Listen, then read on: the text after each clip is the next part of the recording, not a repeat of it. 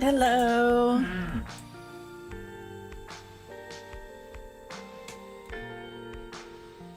How is everyone?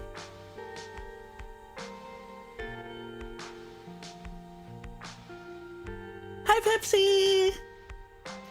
Yeah, let me do the ads. And Discord notification.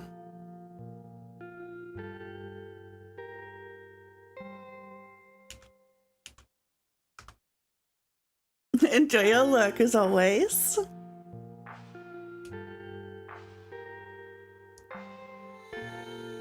Hey, Damon. How's it going? How have you been?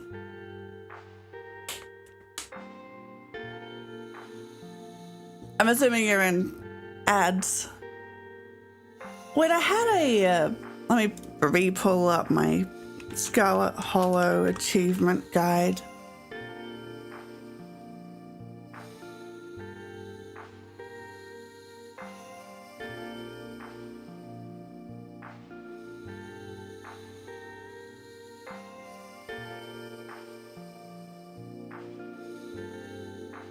Okay, let's switch over and go through the achievements that I still have to get.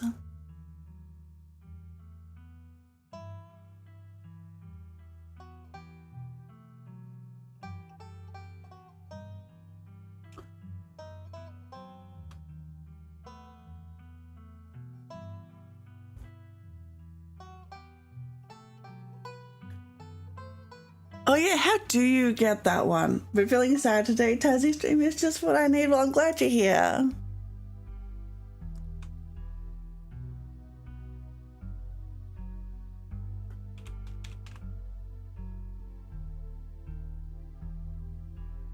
Oh, okay. So it's not related to dating. It's chapter 3. Message both Kanika and Stella individually in the morning in chapter 3. Got it.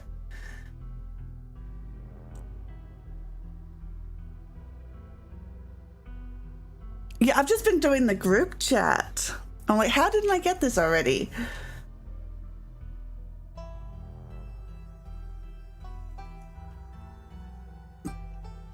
Yeah.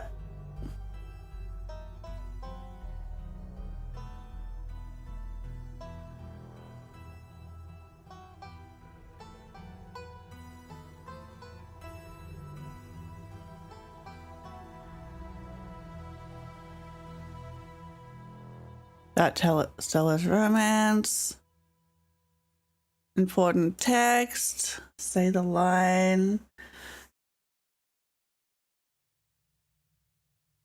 Rodriguez the rat. Matricide. Return to the basement.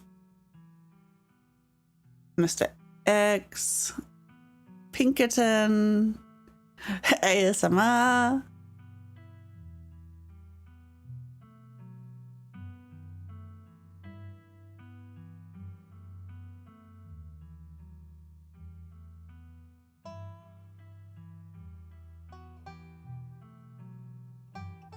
And episode 3 without having showered. Well, I'm on track for that.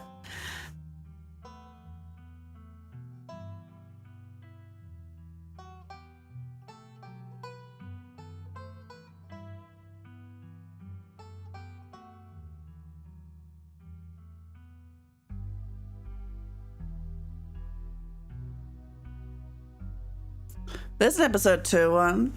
Throw everyone under the bus when talking to Sybil in episode 2.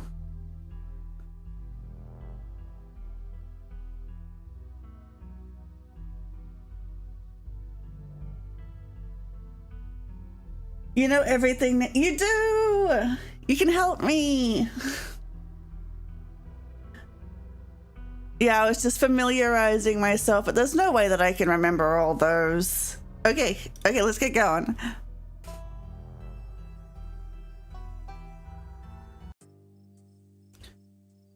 Wait, this isn't where we want to be.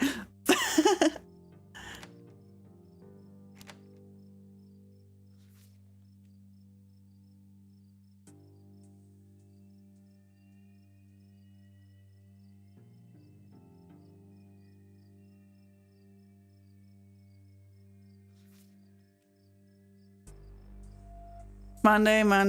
What? We did have a Tuesday somewhere.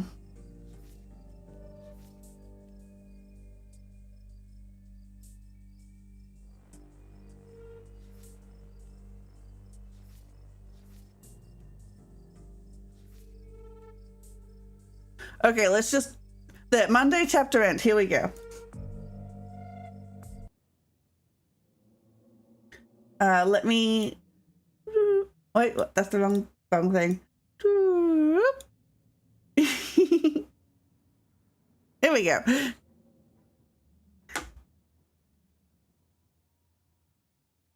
Perfect. Would I like to see a recap? No.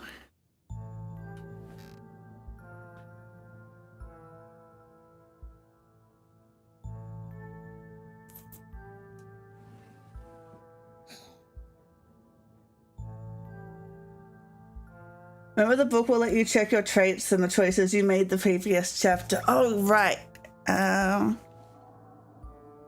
Okay, this has the boiled peanuts, so we're good. I mean, cryptid hunting, yay, witness. Okay. Okay. This should be... Wait, no, this isn't good for, not here to make friends. Let's load another one.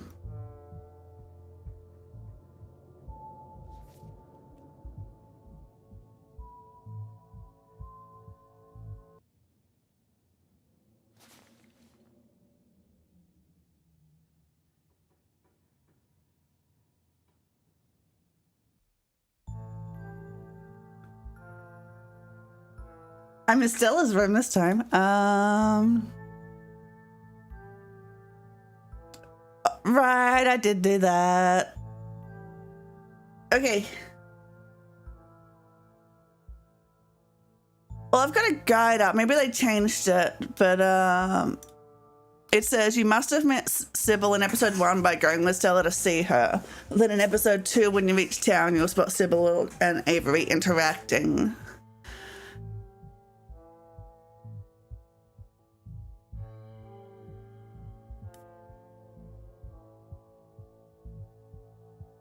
So this works.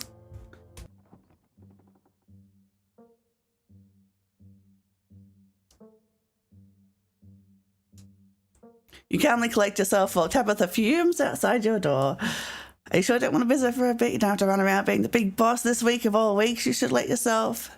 I'm fine. Thanks, Sassy. I know you're here. Where the hell are you hiding? Now sufficiently prepared to greet other civilized humans, you open the door and join them in the living area. Somebody like a long time ago. Yeah, makes sense. Gretchen excitedly looks for you and wiggles her tail. Aww. Morning, how'd you sleep? What exactly did the two of you get up to last night?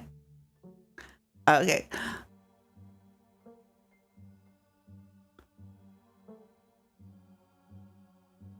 Isn't this Stella's house? Why are you bossing her around? Come on, Tabby, no berating guests in the Richmond household. Whatever, I don't really care if you're here for this. You've been in to have a less than a day and my stress is already through the roof. Okay.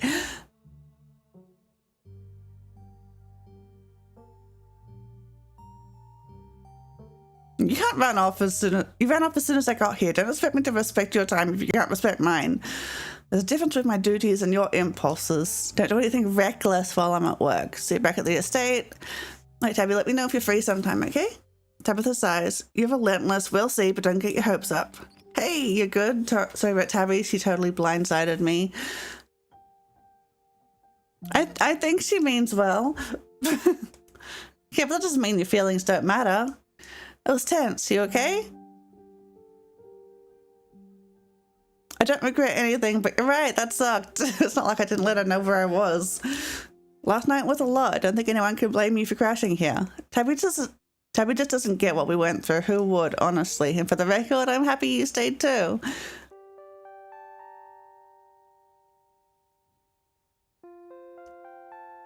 Alright, what's the game plan? Daylight's burning, so let's roll out. Alright, let's go.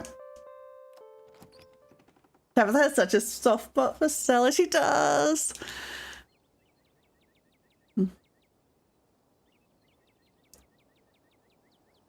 Sounds fun. Love to meet the mayor. Sweet, you won't regret it.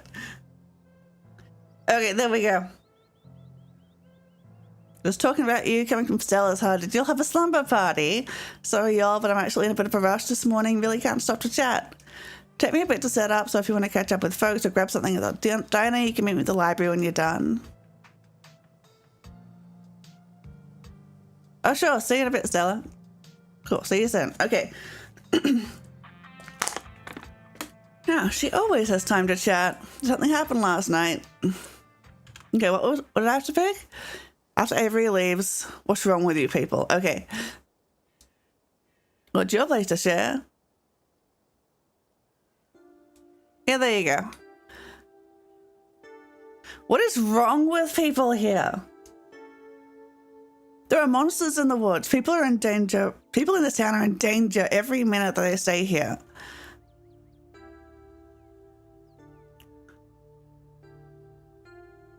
Tabitha won't listen to me.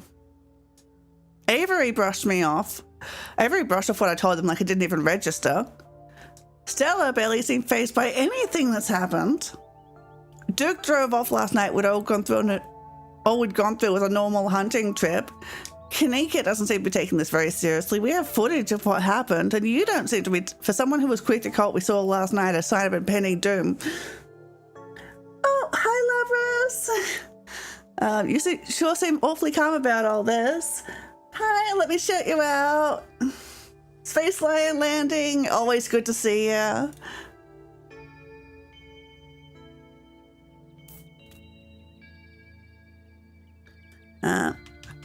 Shout out. There we go. Oh, thank you so much for the follow. Wow, so many people. Big Space Lion Landing. Hey, for anyone who doesn't know me, I'm Tazzy. I'm a digital girl that lives in your computer. Yes, yours specifically. Oh, thank you. Demon God Slayer. Now we have 2 demons. Nice. I'm collecting them.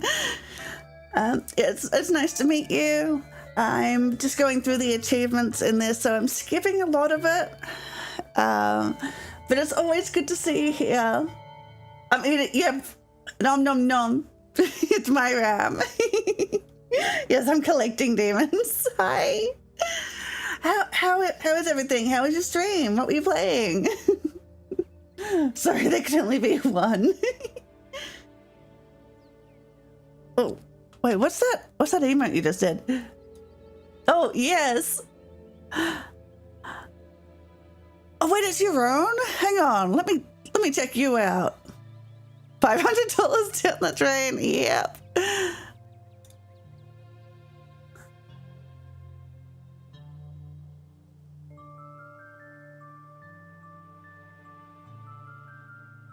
Nice. There we go. Follow. Really fun learning how to drift in Forza. Oh, I could never play racing games. I've tried a lot. I'm really bad at it.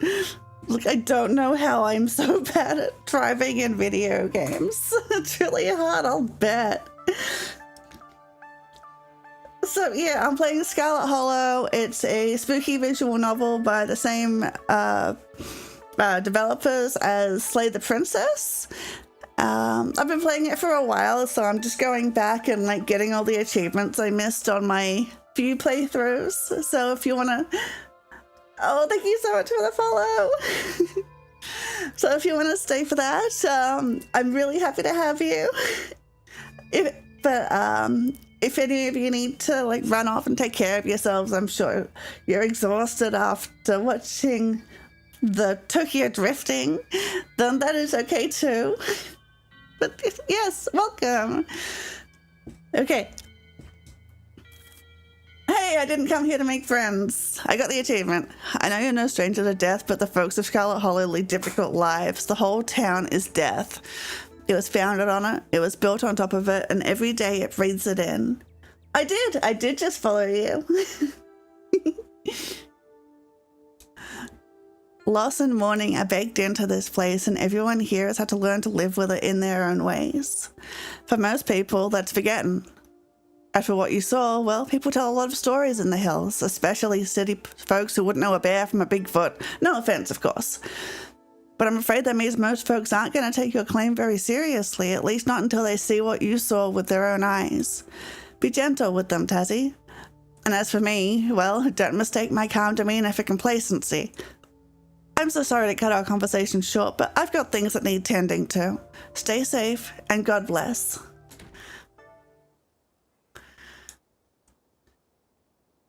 Okay, I've got a guide up. Let's see, what's the next one?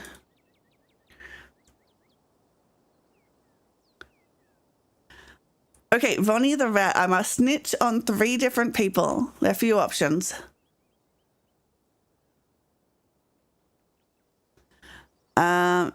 After having mail sell, you can take tips in the general store, tell Kanika at the library. Well, I don't think I stole in this playthrough. Admit to Reese's mother that you want to take him on an adventure. When you're in the mining camp, you can visit Tabitha and tell her that Kanika and Stella sent you to investigate. When in the mining camp, if you've spoken to all the miners, you can tell Tabitha you know about her relationship with Wayne. She'll ask you to... Okay, so those 3 seem doable. I can steal now? I thought that was day 1. Okay, let's steal. Right. I got the days mixed up. Let's steal. I want to buy chips. Take chips. It will sustain you in the coming days. Cool. Okay. I'm done here. I have chips. Let's go to the library then. Settle in. Snitch on the guy from the general store. This game do be having that nice art style, right? It's gorgeous. I love it. And before I forget, I went to the general store earlier and the guy there made me take tips without paying for them. He made me. Tazzy, you can't just snitch on someone like that. Ugh, I asked Miles to cover the store for 1 day and he can't even be bothered to do that. Typical. I'm paying him, you know. No wonder he's chronically unemployed. Anyways, I guess we should get started. And it's mandatory flirting with the whole librarian. We won't be strangers for long. I'm Tassie. I'm sure she's fine. Nothing we can't get to the bottom of. You guys are reading for me. I love the reactions for when you do this. Stella's just like Kanika's just like, oh, look at this himbo. She's so cute. And Stella's just like, wait, you can't read? Oh, of course we can. You just hang tight, okay, we'll tell you what you need to know. Oh, Kanika is really into the himbo build.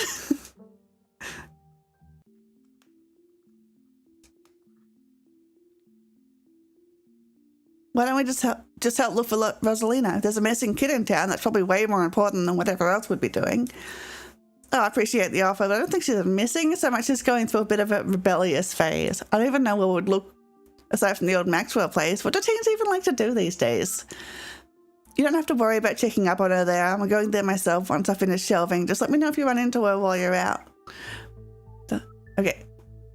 Maybe we'll luck out and run into Rosalina while we're looking around. All this talk of the mines reminds me, though, there's been this really unsettling miner who's been coming around my mum's tea shop lately. His name's Wayne, and there's something wrong with him, like viscerally wrong. No kidding, he snuck up on us last night and called out Tassie by name, sent chills down my spine. I don't know if there's much of a connection, but if we're headed to the mines, we might as well look into him.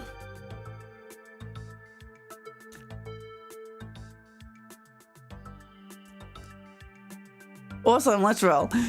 Look at us, going off on a caper together. I miss this.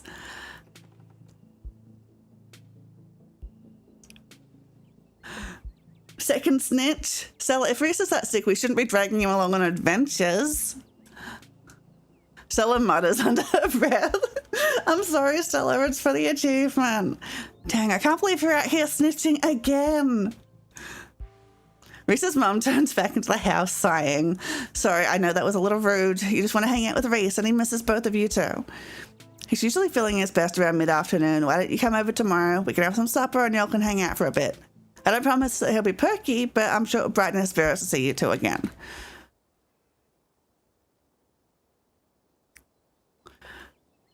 We can walk with Stella. I had a lot of fun hanging out with you last night, but it was also kind of an objectively horrible experience. I was a little worried you'd bolt first thing in the morning. I guess it's hard not to feel a connection after going through something like that together.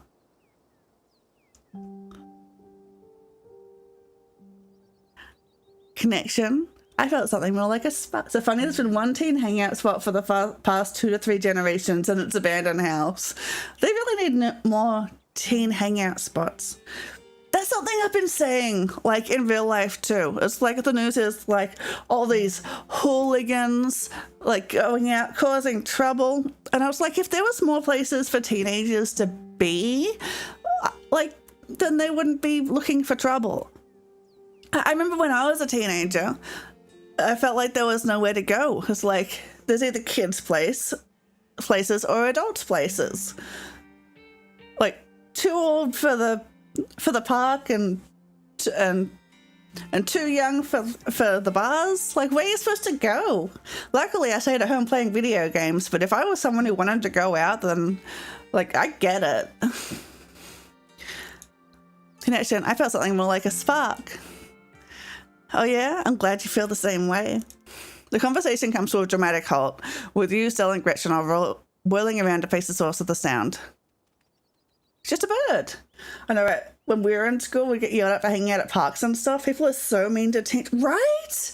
Like, it's so weird. Be nice to the teens. They're in a really weird spot.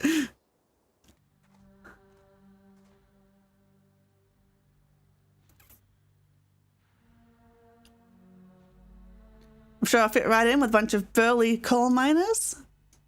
You're going to do great. So the plan, you know those cheesy old rom-coms where someone wears an earpiece on the wrong... Okay. Loud and clear.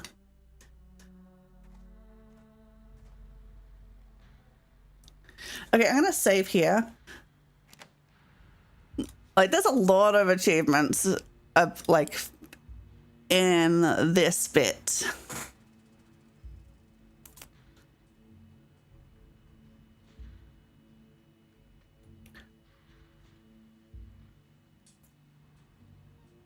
Like,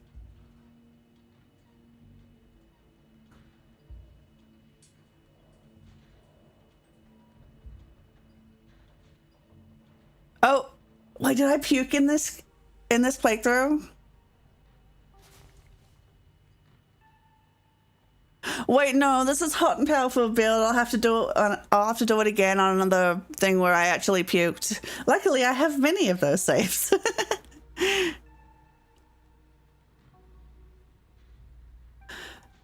Wait, there's an achievement here that requires strong build and street smarts.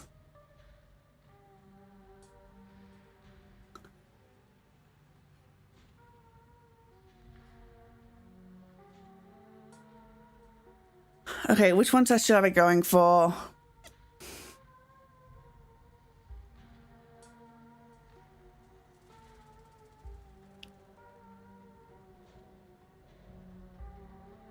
Working on a meeting? One of the coolest achievements in the game?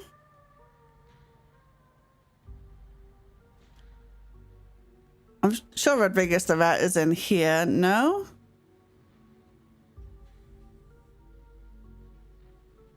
Okay, no rat in this bit.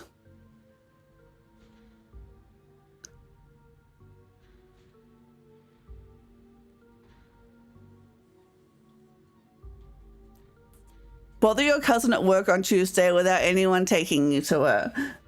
Walking in our meeting is actually chapter 4. Oh, okay.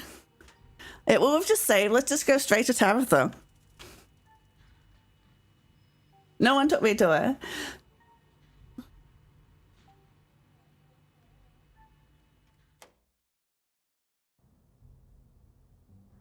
What are you doing here? What are those ridiculous things doing in your ears? Oh crap, good luck. Sorry, Dazzy. Are you spying on me? Tabitha snatches the earbuds out of your ears and throws them to the ground. Typical phone-addicted city dweller. Ugh. What do you want? Huh. I thought that would have done it.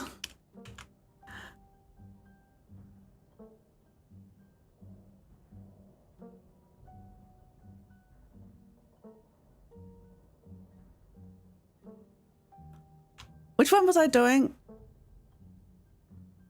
Shadowing the boss. Let me do a field.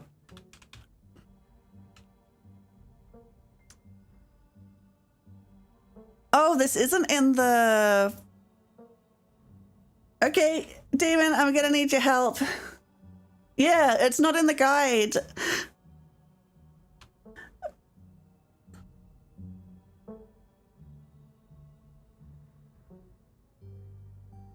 Sneak? Snitch? There we go. At least got Ronnie the rat. Kanika, that woman's had it out for me since the day we met. Okay. Tell the truth. Potential mind collapse. As soon as she's gone, you place Kanika's earbuds back in your ear. Say it's everything good. I'm gonna see if I can find some minors to talk to. Glad you've seen the light. Come on. Tabby's not that bad. She's totally that bad. If you go into town, don't go into the library. Find directions to the mines on your... Oh! Okay. Okay, cool. You can ask Miles for directions and he tells you to take a map. Oh, that's cool. Okay, let's save that. I want to do that while it's in my head.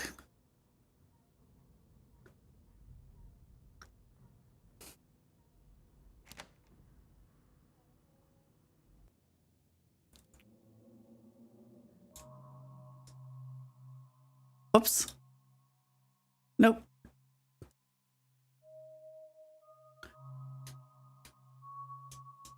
I accidentally did that one.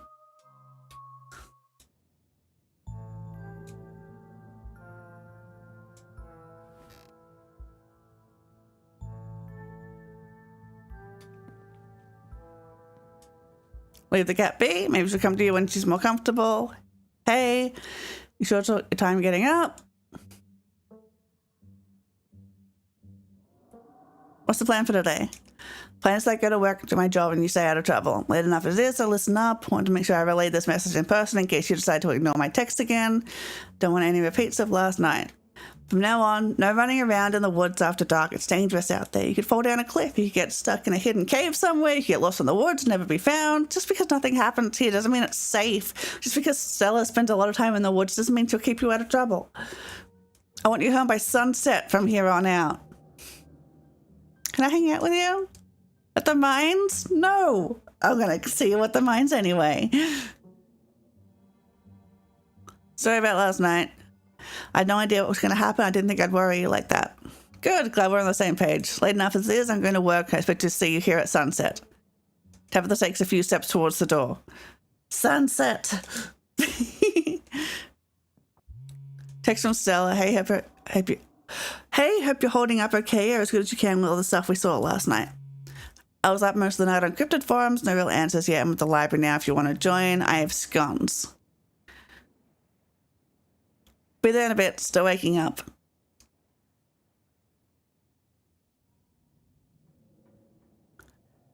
Head to town.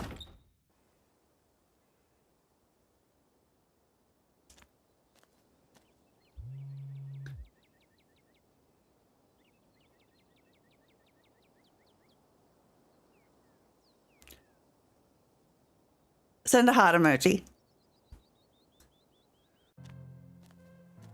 Gretchen wasn't with her.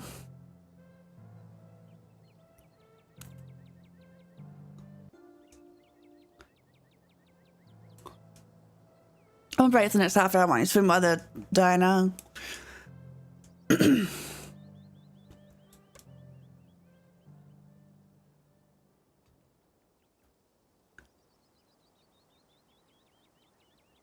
I don't like being yanked around.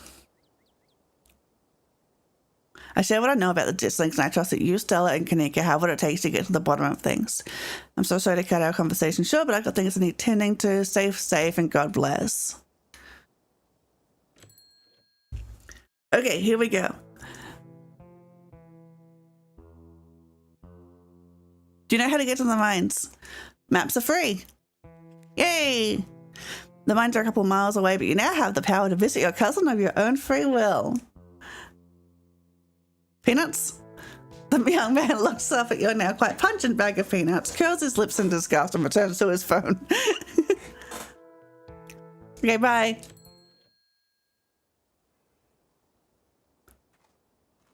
Mine time. The woods are quiet today. It feels peaceful here for a moment before you start to question why the woods are quiet today. Your thoughts can't help but wander back to the creatures you encountered, those ditchlings, and the marks they've left in the local wildlife. The woods aren't quiet today. They're emptier than they should be. Your thoughts roll back to the waking sight of a woman jogging towards you. Hi! Oh, you must be Vivian's kid. He threw me off. Never see anyone out here on the trails this time of day. Glad to see somebody in the Scarlet bloodline gives a shit about their health. Getting your heart rate up instead of just driving around. I've got a son about your age who would kill for the opportunity. I hate seeing young people give up on themselves for no reason when other people have to fight so hard to feel normal.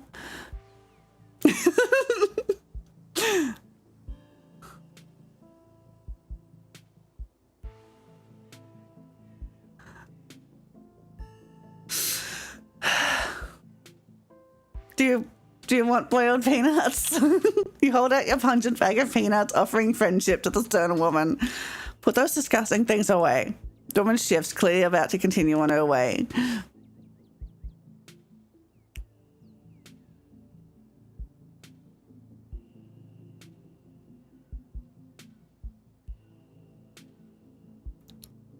If you're a doctor, tell me your name. It's only fair that you tell me your name since you seem to already know mine. Dr. Kelly. I never drop the doctor. I don't appreciate over familiarity. What's this about a son my age? You're probably never going to meet him. He doesn't get out much. He has a condition. The woman's eyes impatiently drift towards the path behind you. Wait, did you know my mum? I did. Small town. Everyone knows everyone, especially if you're around the same age. Look, I'm on a tight schedule. I need to give Reese his meds soon. I didn't mean to start a conversation. Okay, bye. Yeah, there we go. Over familiarity. Her son doesn't call her mom. I guess she really hates it. The rest of the journey is a bit of a high, but not quite as tedious as you imagined. A humble exterior greets you at the place that made your family its fortune.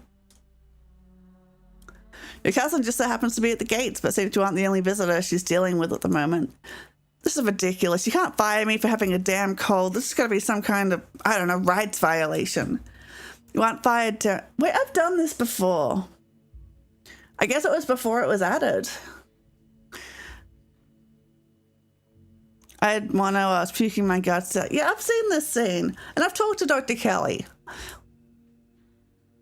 You know, I have a note from the doctor. I can't just take you at your word. If you wanted extra sick days, you could have had them with the proper paperwork. Don't forget, by not showing up, you put extra pressure on your co-workers to pick up your slack, and that's not fair to them. And for a tendency to get sick like that, maybe you shouldn't be working in a place like this to begin with. And for your lodgings, I'll give you 2 weeks to move out. The hell with you and your damn mind, the shit house you have me living in. I'll be better off a heap of rubble. That might be when Sybil brings you from the estate. Oh, right. Right. Sybil was there. Yeah, that was it. Thank you. The miner kicks the dirt in a final act of frustration, but wanders off, leaving Tabitha standing steadfast at the gates. Tazzy, what are you doing here?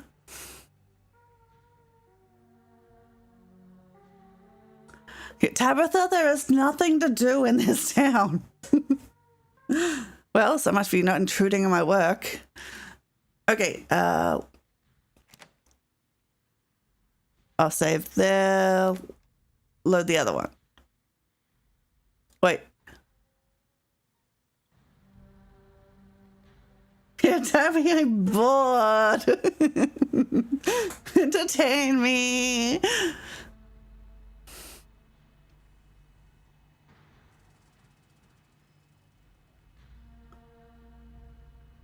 Okay, what haven't I got? I got Ronnie the Raps. Ronnie the Rat?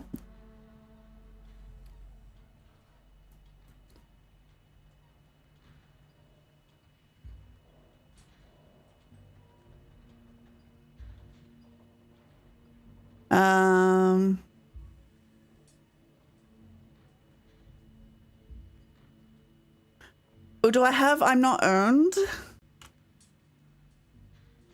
Nope, wrong one. Yeah, okay, okay.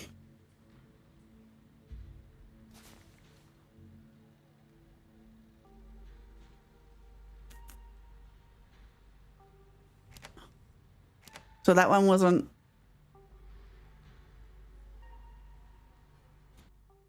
Did I do it on this one? No, powerful build. I think I'll have to do another. Oh, I'll do it on my, wait, why don't I just make another file, go through chapter 1 and do the strong build and street smart. Well, I've got one for that. I'll have to go through all my saves. Oh, I don't want to go through all my saves.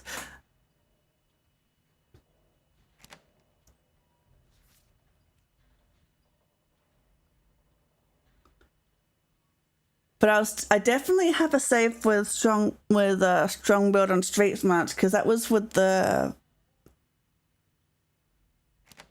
when I explored the house. Hot street smart, nope.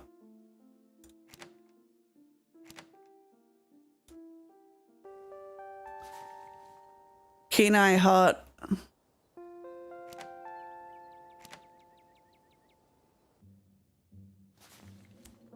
Talk to animals hot. I really like being hot.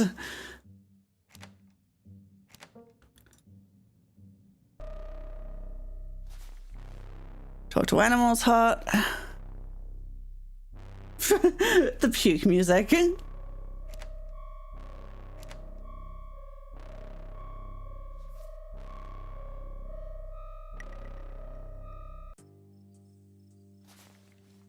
Keen eye hot. You know what? I'll just make another one. We can skip through.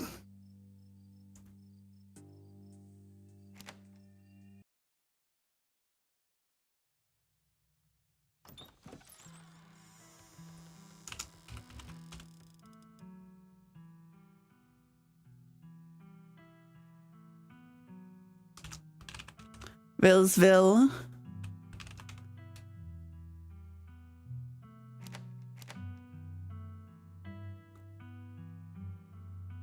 Okay. Powerful build. Street smart.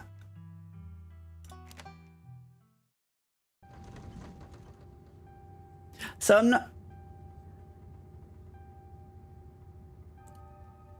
So I won't be able to do the I'm not owned in this one because I can't puke.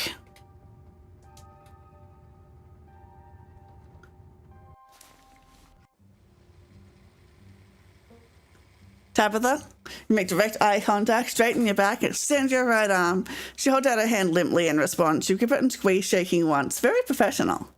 Tabitha's lip curls in disgust. She pulls back her hand quickly, covertly wiping it on her dress as she turns towards the car. Come on, let's go.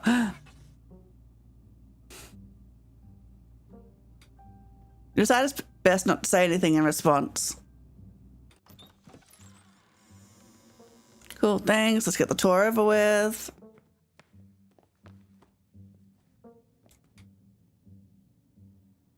Decide to leave the cat be and get on with the tour.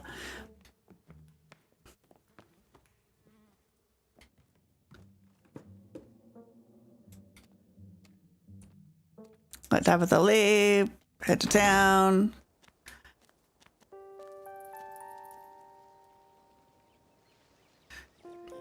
Pet the dog.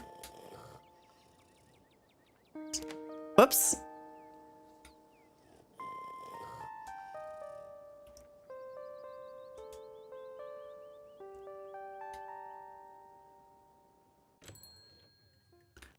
And just skipping right through to chapter 2.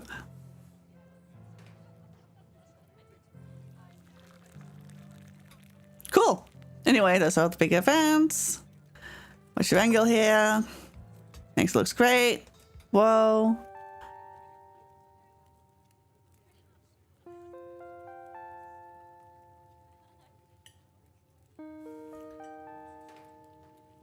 Live for the thrill.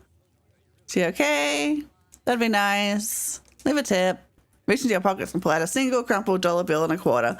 Long as you don't get sick of peanut butter and jelly, your meals will be free while you're here. Share the wealth while you got it, you think to yourself.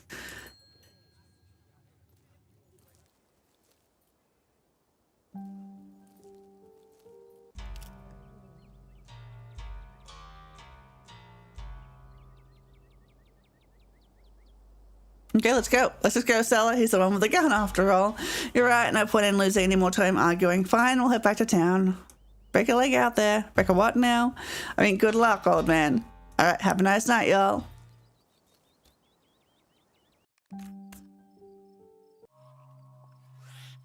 What was that? No need to panic. That's just the sound deer make when they want to warn the rest of their herd about big scary predators like us. Let's check it out.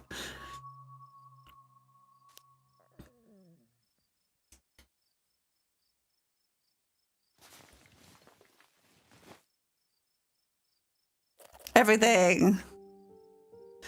Oh yeah, we get another one of these. Doorless basement that floods whenever it rains. I live in a doorless basement that floods whenever it rains. I also have 5 roommates, and they have to come downstairs to do laundry in my room because the washer and dryer are down there. It's the worst. Half the room is unusable because it's 3 inches deep in water every couple of weeks, and I don't remember the last time I had a good night's sleep, or privacy for that matter. Yikes, sounds like the old Scarlet estate might actually be a step up for you. Are your roommates nice at least? They're loud. They're not bad people, but they're kind of loud. They're not having a door probably doesn't help with that. They stay up late playing rowdy video games upstairs, and sometimes they even do late night laundry 10 feet away from my bed. I get it, I used to be like that, but I got responsibilities now. I need to be able to stick to a normal schedule. Sorry, I must sound like such a buzzkill.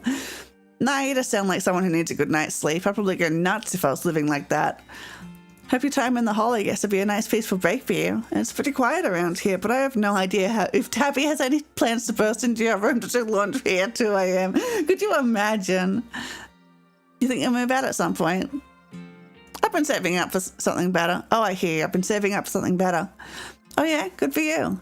So what do you do for a living? I'm in the service industry? I don't think I've done this one. I work in the service industry. I'm on my feet all day getting yelled at for things beyond my control, and I mostly get paid in tips. I've been skipping meals to try to save money. I've been trying to cut down on spending so I can save up and move on to something else, but sometimes it feels like it's never enough. I even cut breakfast. I only eat lunch and dinner. Maybe I could cut it down to just dinner if I try hard enough. Oh no, that's awful. You have to eat. You can't just stop eating to save money. Well, here I'm going to give you so much food, I'm going to send you home with a duffel bag full of snacks, and you're not going to stop eating lunch, okay? A crisp, okay. I'm being watched.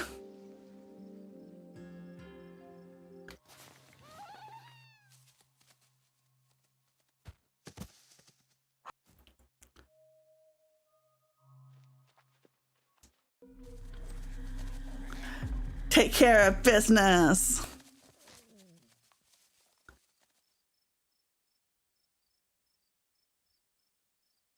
It's not getting our chicken store out of the woods. Exactly what I'm saying. Okay.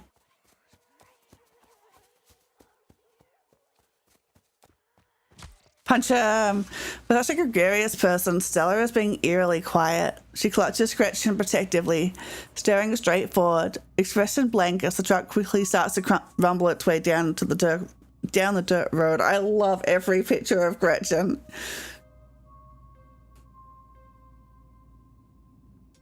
Car sickness, huh? How she feels is her business. I need to get praying at a time like this. Let's focus on getting out of these woods before something else tries to get us. He glances over to Stella, his hard face softening slightly. It'll just be a few more minutes. She'll be all right. Fun fact, there's an option to be a psychology student. Someone pointed out they wished you had extra dialogue if Dr. Kelly said she doesn't believe in therapy, so the devs added. So that's awesome. I gotta find it. Take care, Duke.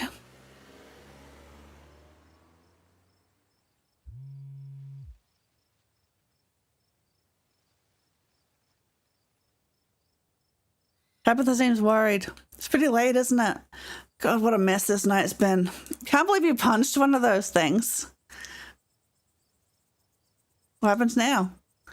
We're going to find out more about those things. The library doesn't open for a while. That being said, there is someone in town who might have some useful information. My friend's mom. I'm going to bed. My friend's place is on the way back and stopping by shouldn't take long. You sure don't want to step in first? I know I wouldn't want to head up that mountain road by myself after everything that's happened tonight. I should really head back. Okay, if you're sure, I won't stop you. Here's my number. Call when you get there. Yeah, we're in this together. Here we are. Welcome home. Run. Without a word, you turn... Oh, powerful build. Without a word, you turn and bolt away from the figure, silently thanking yourself for keeping up with your weekly hill sprints. Thank God you're back. Where the hell have you been? There's a miner on the way home who called me out by name and everything. Scared the shit out of me. Do you know what's going on there? It's a mining town. Of course miners walk around in the woods. Hi, Tabby.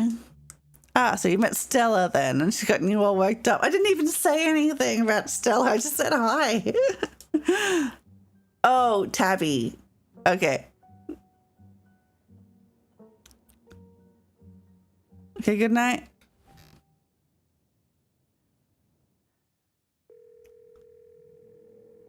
You okay? All right, glad you're okay. Got some interesting leads for tomorrow. Let's talk more then.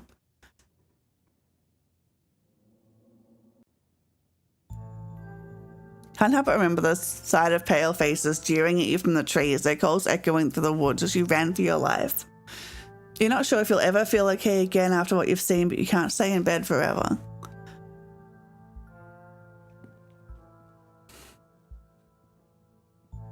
If your clear doesn't want to be touched, you'll leave it be. It's like 8 a.m. Is it late? It's late for someone who was supposed to be at work half an hour ago. Oh, she waited for me. That's adorable. Like me. I wanted to make sure I relayed this message in person in case you decided to ignore my text again. Okay. Sorry about last night. We learned a bit. Head to town.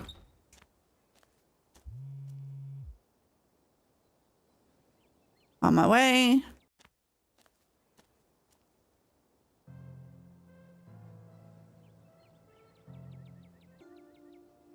I have no idea what those things were, but looks like they've been infecting. Whoa, slow down. Y'all actually found something out there?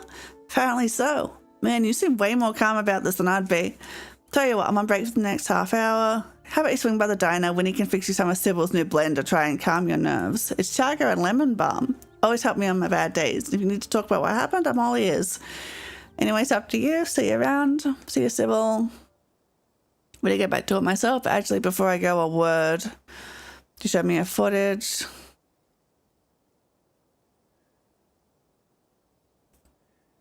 You remain silent. I'm so sorry to cut our conversation short, but I got some things that need tending to.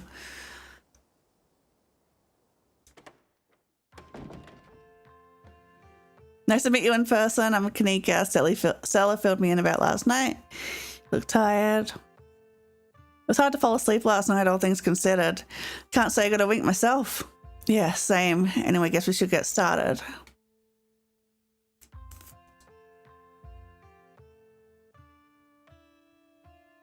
I'm sure she's fine. Nothing that we can't get at the bottom of. Reading is for suckers. You pick one up and lazily flick through it, but really you're just hanging around while Stella and Kanika do the work for you.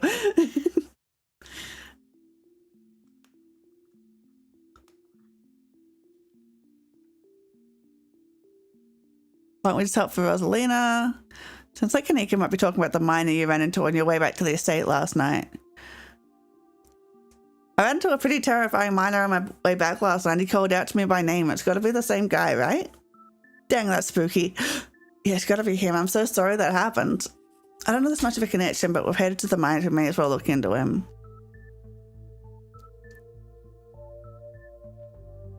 Awesome, let's roll.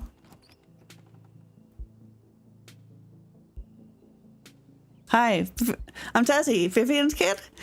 I know who you are. The way she avoids looking at you as she speaks makes you feel like you've done something wrong, even though you're pretty sure you've done nothing at all.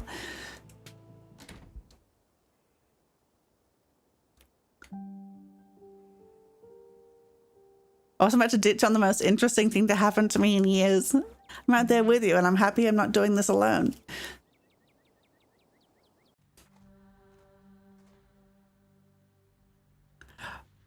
It's powerful, build, and street smart. I was practically born for this job. You're gonna do great. Okay.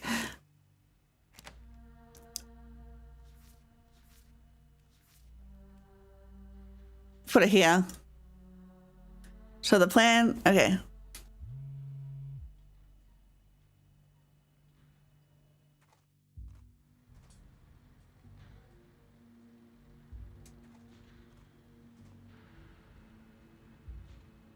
Harrison, Davis, and Zach. She got a reason to be bothering us.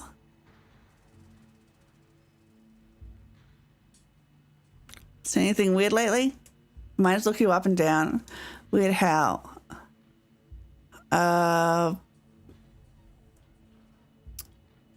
Let me know if there's anything I should be doing specifically here, please, Demon. Not a peep. We're underground most of the day, though. You know, I heard something unusual the other night. Thought it might have been an owl or something, but it didn't sound right. It was an owl. You're just not used to the local wildlife yet. Weird animals? Nope. You were talking to that townie, the one the boss gave a lifetime ban to? What, are they talking about me? Yeah, she's like a Bigfoot YouTuber or something. Her videos are actually pretty good. Just keep talking to minors so you run into Wayne. Okay, thank you. That's me, all right. And oh, that's so sweet. But you know, now that I think about it, it's pretty weird. Haven't been seeing many animals at all lately. Used to be I'd see all sorts of critters. Now it's mostly birds. This is your first year up here, ain't it? Just not used to the seasons changing. All the animals are hibernating, that's all. I don't know. She's got a point. I've been up here 5 years now. It's never been like this before. Maybe it's that global warming then. I think they're calling it climate change now. People are getting sick? Like more than usual? Nope, nothing like that. I feel fit as an ox. We have good working conditions in the mine and our health is wholly looked after. Ask him about Wayne. Hi Duke, welcome in. Do you know anything about a guy named Wayne? Yeah, we know him. He was such a cut-up. Miss that dude. What happened to him? The miners shift for a moment, uncomfortably glancing at one another. Isn't that the guy y'all said was, he's gone. That's all that matters. What happened to him? What are you, some sort of cop?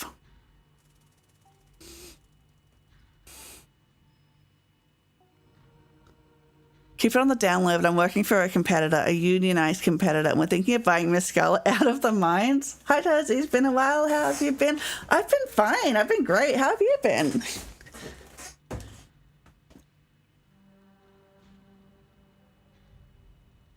No, you're not. Davis and I were there when you introduced yourself to the whole town yesterday. Right, I did do that.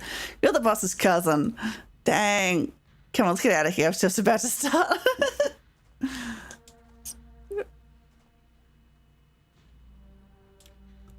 Next group of miners.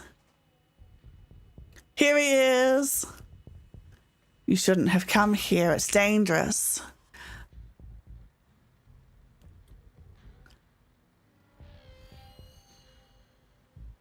Whoever this creep is, he doesn't seem to understand who's boss around here. You rush forward to throw a punch, but before you've even finished swinging, the figure's already moved to your side. Helpful Bill, yeah! Pull down the veil! I won't get into it, but I'm not the best. I'm doing better lately, though, so I thought I'd stop by and see what's going on. Game looks interesting. Oh, I'm sorry to hear that. I hope you feel better. Yeah, I'm playing Scarlet Hollow. It's like a horror visual novel. I'm just going through and getting the achievements now. There's a lot of them. Like, oh my god. Okay, pull down the veil. While you recover from the swing, your other hand shoots up and reaches towards the veil, covering the figure's face. As your fingers wrap around it, your body is thrown back by a forceful shove as the figure bounds back towards the shadows. He looks great! You don't have to be afraid of me. I am the only person in this town who truly cares about your safety. Don't forget that. Even if it's already too late to stop what's going to happen. You stare in anger. I'll be watching you. Before you can say another word, the figure is gone. The veil you pulled from his head lies on the ground in front of you. It's stained and yellowed with what you can only assume is a film of pus and dead skin. Gross! Hey Tazzy, are you still there? We've just been getting static from you. Don't mind me, our new friend just stopped by to say hello. Whoa, I thought I saw some action down there. You okay? I managed to grab his mask, veil, whatever was on his face. Did you get a good look at him?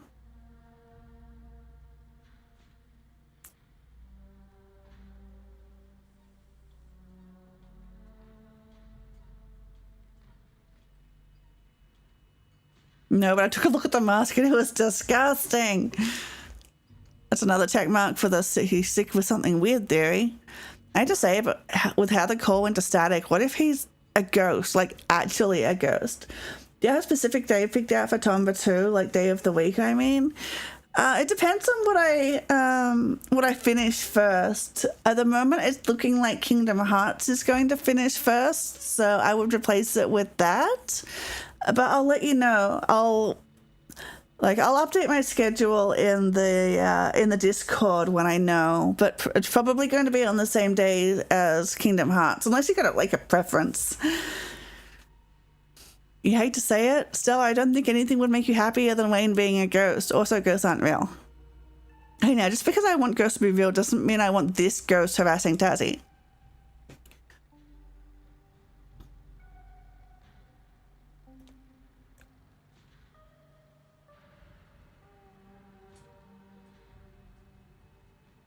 Okay, what else we got?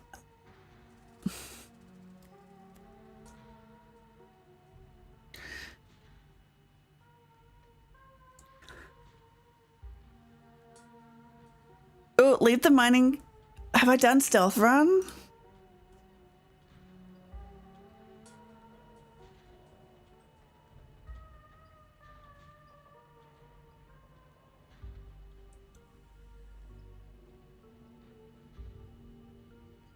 Looks like I have. Unless it's a hidden one.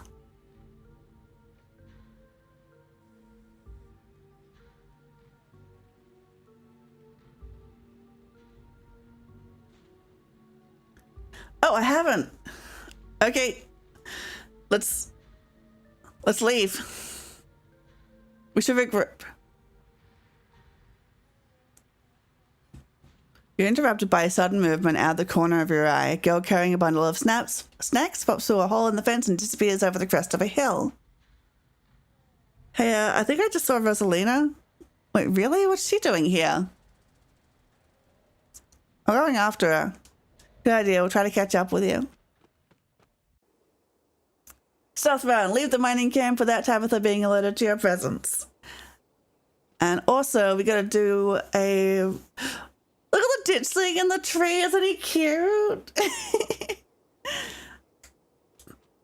Okay, we gotta go in without alerting Tabitha. Yes, the old Maxwell place doesn't cut it as a secret hangout spot these days. The Shore Mine, that place was shut down like 100 years ago. Okay. We should go after her, right? Yep. Yeah, let's head in before someone gets hurt. Well, you sure you want to tag along, Neeks? Tazzy and I can handle this on our own. Yeah, I'm sure. Much as I hate confined spaces, I'm not about to let Rosalina get hurt in there. Even if it means I have to go underground. How brave. There, out of the loop. Okay, what else have I got?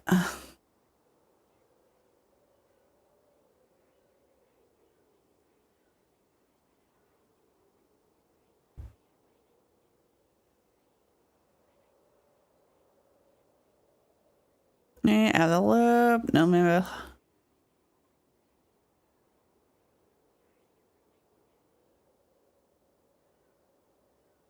Okay, I think that might be all of them.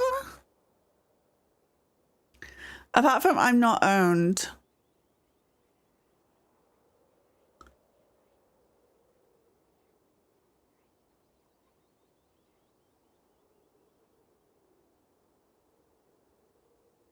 Okay, let's do...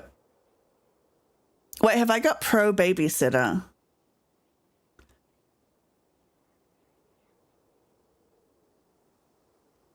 Why doesn't Steam have like a search?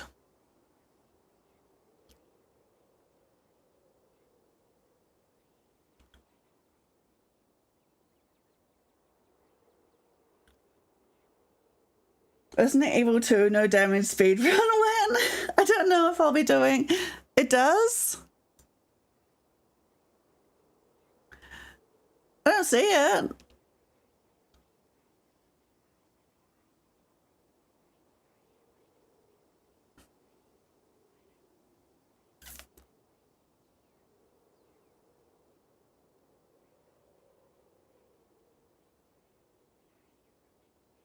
Pin window to game.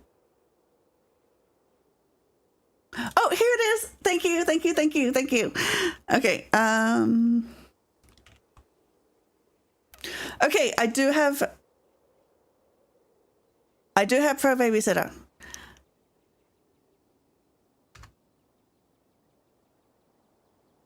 Okay, so I'm not owned.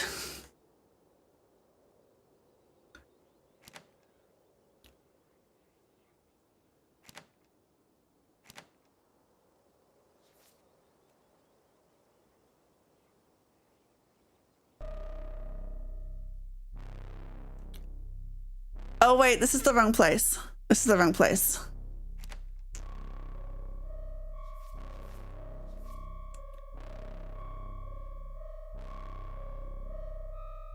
Nope. Did I puke? Nope.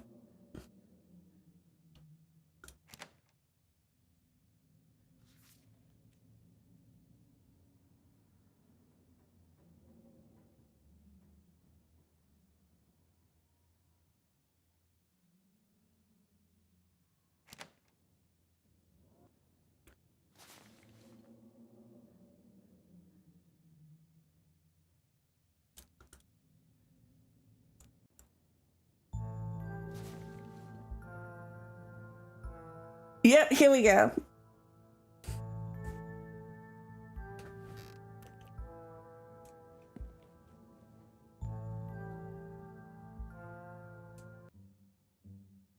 Do you normally play horror stuff? Not really.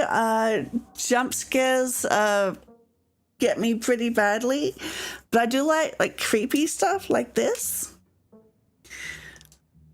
What, are you shell-shocked or something? The cop says there wasn't anything out there, but I am not opposed to playing horror stuff. Some farm and never came home after deciding to go hunting. We gotta work, better stay out of trouble today. Sunset.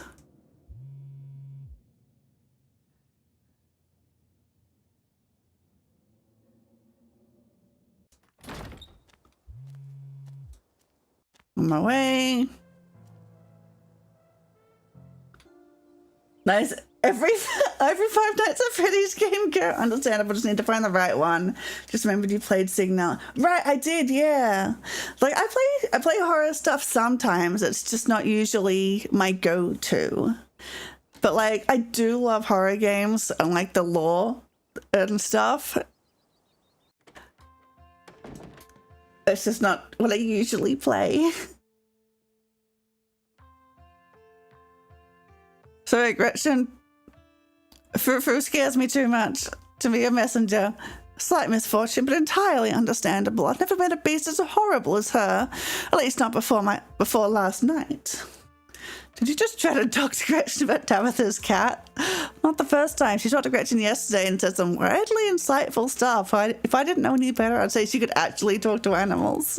One paranormal mystery at a time, please. Yeah, the estate isn't the easiest place to get a good 8 hours. Never realized houses could get so windy. And all those dreadful creatures in every nook and corner. It's a wonder you got even a wink. I can only imagine that place was already falling apart the last time I was there, and it's been years. Can't believe it hasn't been condemned. Not that there's anyone here to do the condemning. Anyway, guess we should get started. Your library is incredible. Can't imagine how much work you have to put into maintaining this sort of collection. Thank you. Hey, Oscar, this is Tazzy, you know, Tabby's cousin. Oh, I should have known you were a Scarlet. You look so much like Vivian. Not that I knew her very well. I was still a little kid when she left. But that Scarlet resemblance, it's, strong.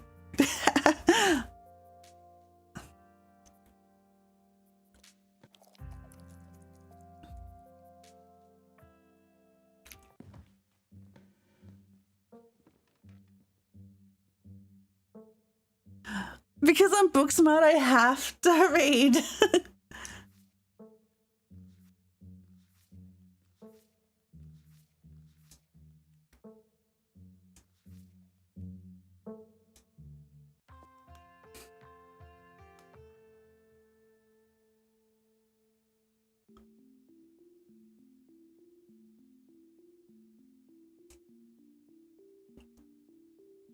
Nerd, yeah. Maybe we should go to the mines. There was that collapse a while back and a lot of people died. Maybe the Ditchlings are here to warn us about something like that happening again. Hey, maybe we'll luck out and run into Rosalina while we're looking around. Okay, good.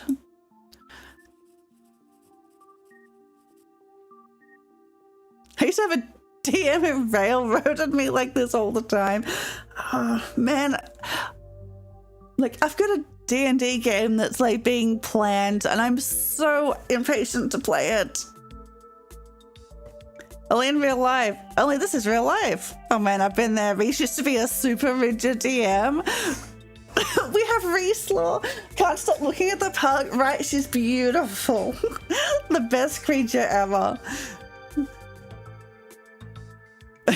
We have Reese Law. He's a railroady DM.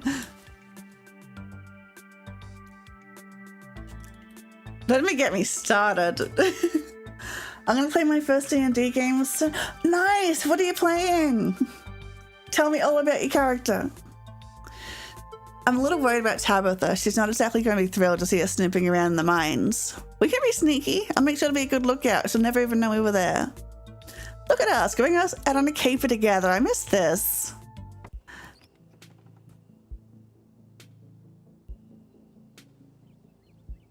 Oh, that's right, we were going for a light walk and I've heard such great things about your son.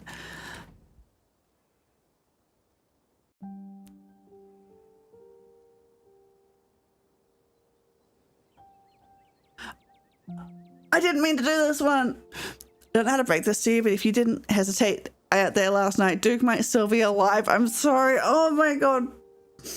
Why would I say this? Please don't do this to her. I made a choice to dive after Gretchen, and making that choice might have contributed to Duke's death, but you just stood there. You could have helped him. I know that's harsh and that so much of what happened last night was outside of our control, but whatever we're dealing with is serious. Hesitating like that again might get somebody else killed too. Wow. You're right. I'm sorry I left you in the lurch like that.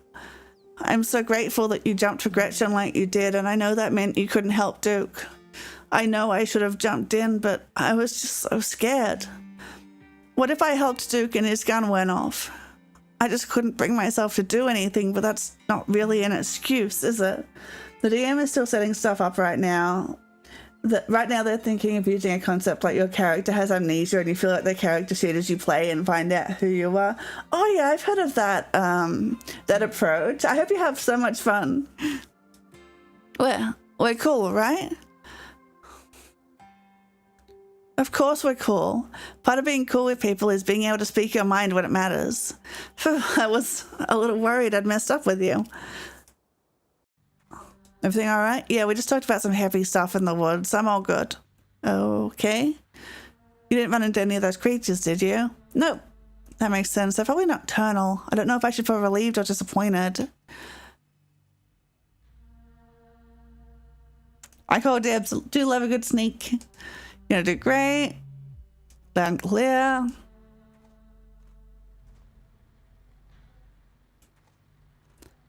Okay. Hey, it's Pukey. I did this on purpose, but I still hate it. Pukey? If you don't know what they're talking about, it's probably for the best. How's it going, Pukey?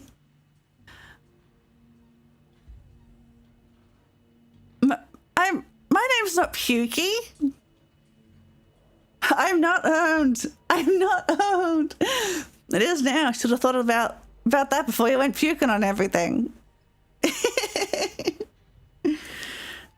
Okay, so I think that's everything in chapter 2. What do we got in chapter 3?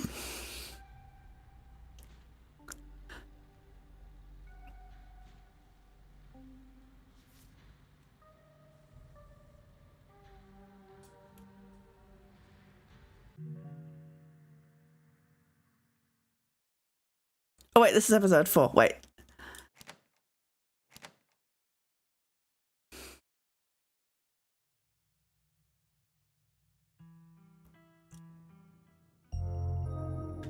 Okay.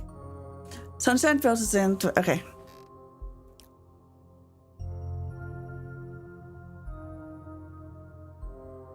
I want to be alone with my thoughts. Shower another time. Oh, I guess I showered last time. Text Stella. Weird question, but can I borrow your shower?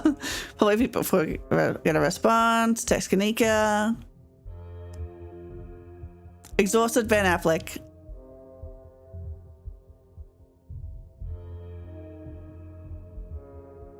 Wait, I texted them both.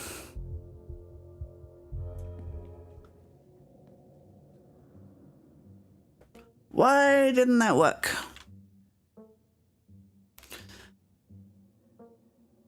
Message both Kanika and Stella individually in the morning before chapter 3. Huh. Well, I'll do a different save. Maybe I'm just not.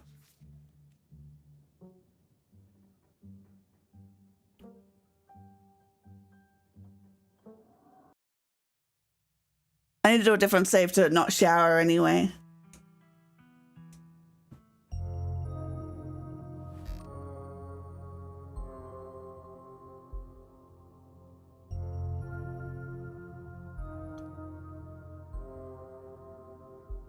I'm a dirty goblin and I'm never showering again.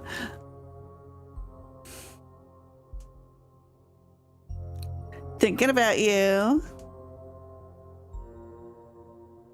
Hey, beautiful.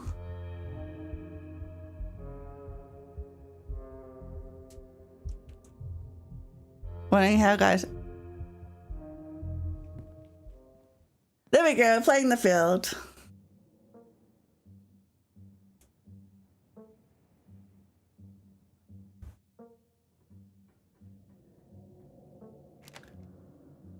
I still want to do the showering one.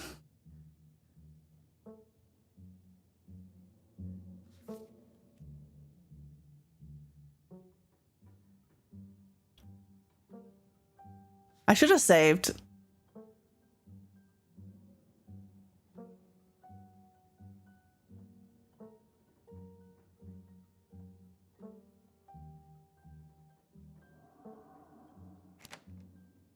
I definitely didn't save on this one.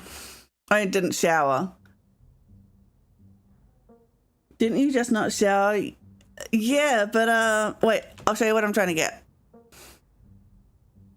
What's it called? Oh, I thought I had to not shower for all the days. Hang on, I already have it, don't I? Oh, end episode 3 without having showered. Okay, so I've got to go through the whole thing. Cool.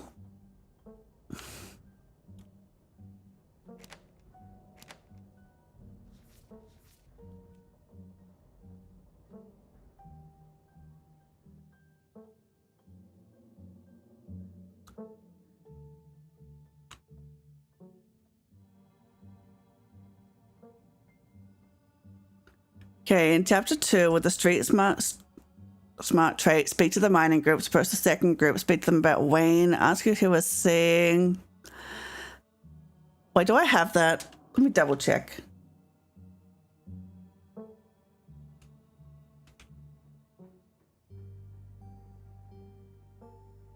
Yeah, I've got to meet up with Isaac. Okay, let's...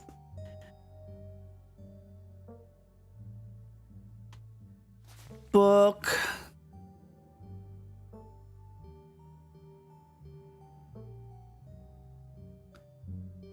Spoke to 3 groups of miners and was caught by Tabitha.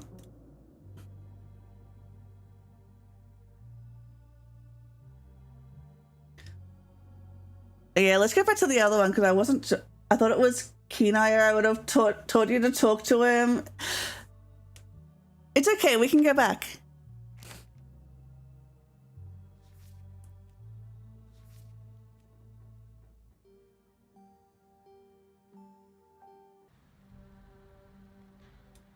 See?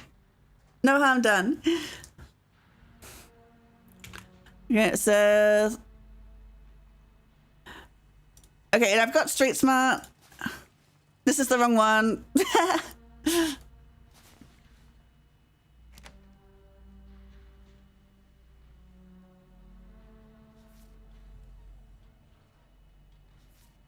Why didn't I save? I really should have saved.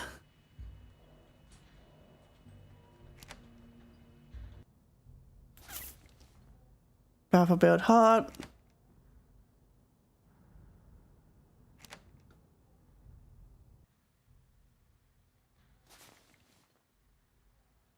Okay, there we go.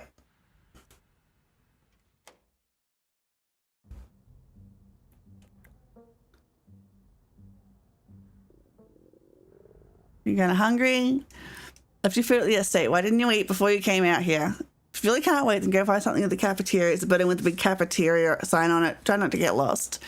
Bring me back something too while you're at it. They have a mac and cheese I don't hate.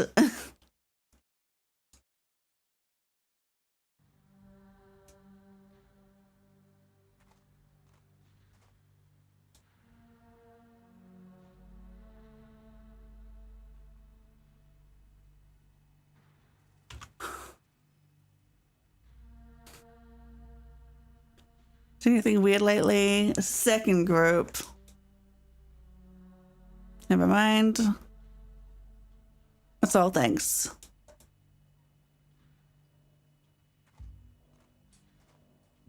Here we go.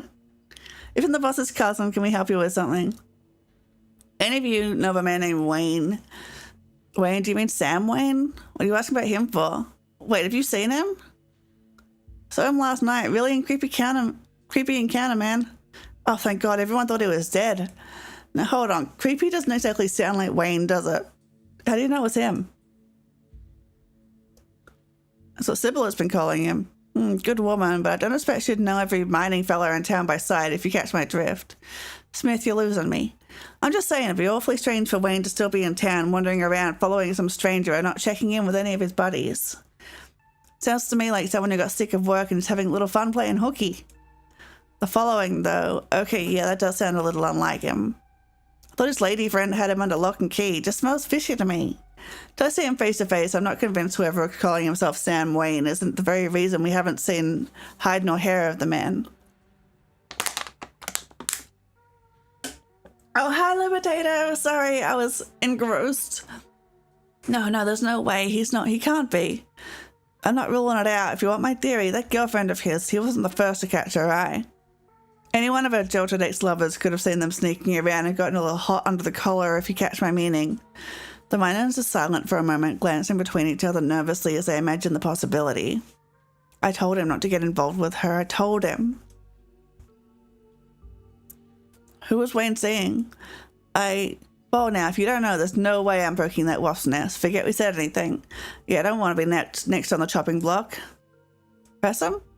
Come on, don't dangle something like that. Look, I don't want to cause any trouble. Enough people are losing their jobs as is. I've got mouths to feed. Losing their jobs, and in Sam Wayne's case, disappearing. We've already said too much. Come on, boys. As Smith and Rodriguez turn to leave, Isaacs hesitates. I'll just be a minute, guys. Your funeral, man. I wanted to ask you something in private. I'm about to grab something from the cap if you don't mind joining. How serendipitous!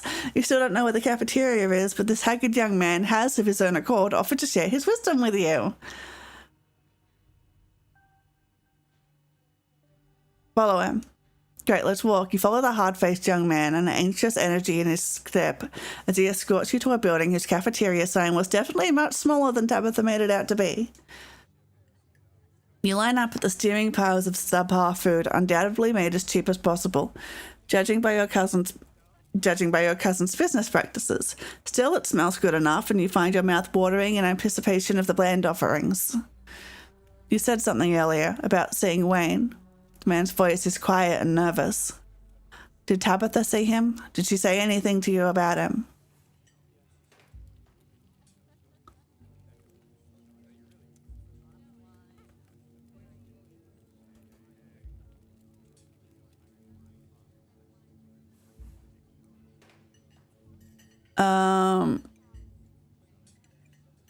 Slip him information.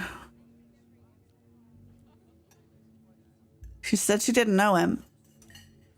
If it's Sam Wayne, she sure as shit knows him. Maybe it's somebody else, but that still begs the question of where he went. And if anybody has a clue on the person, it's the person who I'm betting saw him last, and that's your... Oh, we're talking about a certain young man who may or may not have caught the boss's eye? That Sam Wayne fellow, wasn't it? Whatever. If anyone asked, we never talked. Got him? I don't want to disappear too. Isaacs obviously has more to say, but this isn't the time and place to coax more information out of him. As he turns to leave, you scribble your phone number onto a scrap of paper. Hey, thanks for the help. You reach towards Isaacs and shake his hand, passing your note to his palm. Don't mention it. And then he's gone. What's got that kid so grumpy? It's like he never heard of a guy running off because he got broke up with before. Yeah, I'll skip town over less. Oh, it's my lucky day. They got the chicken and dumplings.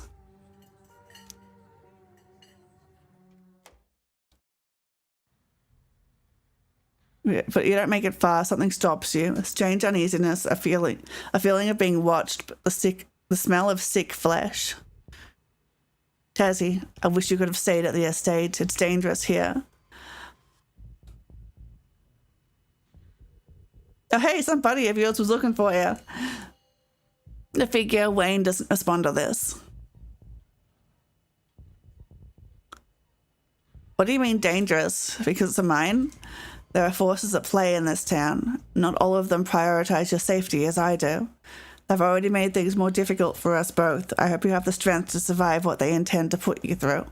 For both our sakes. I am the only person in this town who truly cares about your safety. Don't forget it. Okay. Where were you while I was in the woods? Watching. I would have... Creepy. I would have stepped in if you were ever truly in danger.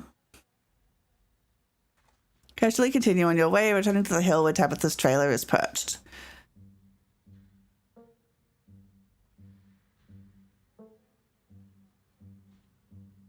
Yeah, just a long line. Good, now let's eat. We'll be one step closer to this day being over. She stares past you, focusing on something in the distance. Is that Stella? Stella! How many times do I have to tell her she's banned before she understands what that means? Tabitha shuts the door and you both march your way down the hill. As you and Tabitha approach Stella, the two old-timers take notice and wander off. Tabby, Tuzzy, hey, I was just trespassing. Well, yeah, but I have a good reason this time. I knew we needed to look out. Is there someone talking to you through an earpiece? Kanika, is that you on the other end? Stella hastily removes her earbud, muffling the other voice. Sorry, Tabitha, it's just that Oscar's kid Rosalina has been missing since yesterday, so we decided to ask around to see if anybody had seen her. And while we were at it, we were also seeing if anyone had encountered these things we saw in the woods last night. Ditchlings that Sybil said are like little mothmen foretelling doom. Stella... And also, there's this guy called Wayne who used to work here and who Kanika says is super creepy and sick. And Stella! Yeah? Just stop talking. Not like I was filming or anything. I'm barely here, I promise. You are standing right in front of me, extremely here. Why didn't you take the usual teen haunts for that kid, the Maxwell place or the gas station or whatever, anywhere but here, where you are explicitly not allowed to be? Okay.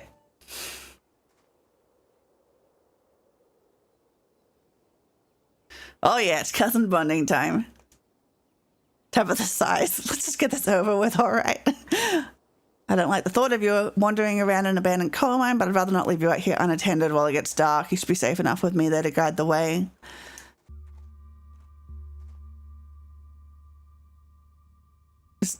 Do you know why the entrance to this place was boarded up?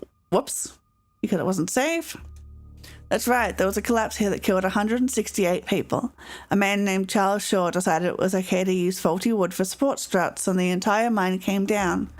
It almost ruined my family. A lucky few. Okay, I've heard this. It's morbid. Think about it. Isn't it the price we pay for life?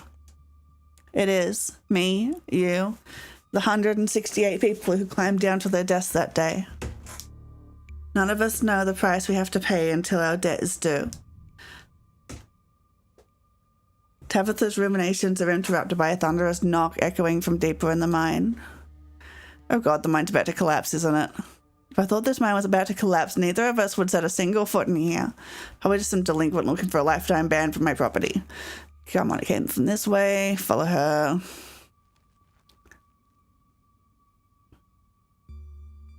What happened between you and Stella anyways? You're extremely nosy, aren't you? Let's move on, alright? These troublemakers are close. Hang around with Tabitha today, I guess. Well, at least maybe you two can talk some sense into these kids. They clearly don't respect my authority. Hey, don't talk about us like we aren't here.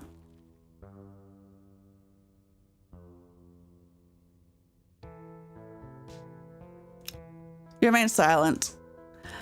Yo, if Rosalina's house is haunted, we should break in and like ghost bust it or something. Oh my god, Zane, you can't ghost bust if there is no ghost.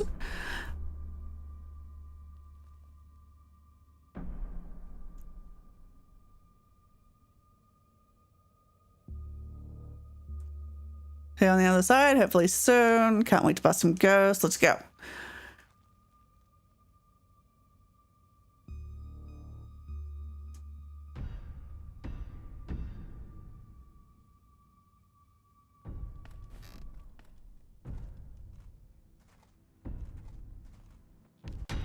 I'm bearing witness. We should get out of here. Couldn't agree more.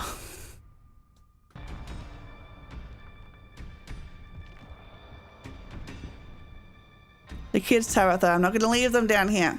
You're serious? Think they're back this way. Okay.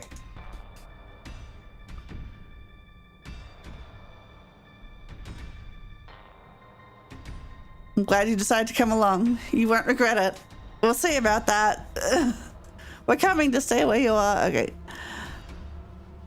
Then move. Climb out the pit. No way up. I had a bad last route. I'm done with today. I'm glad you're done with today. I've seen people bounce back from worse. Thanks, Dazzy. Rosalina's breath comes in quick, irregular bursts.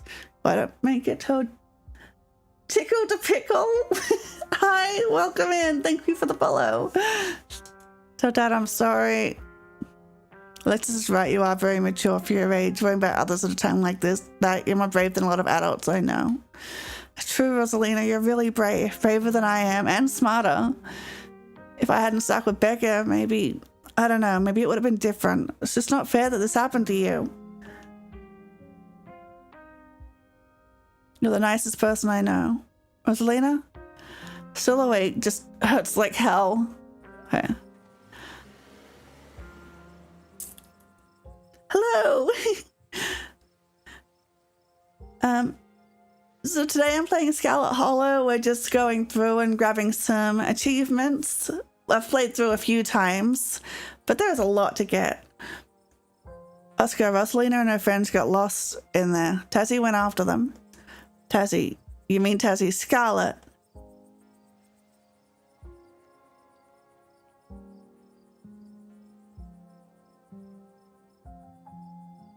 Just teens being teens, we did our best to get them out of there. No, this was no teenager's fault. Okay.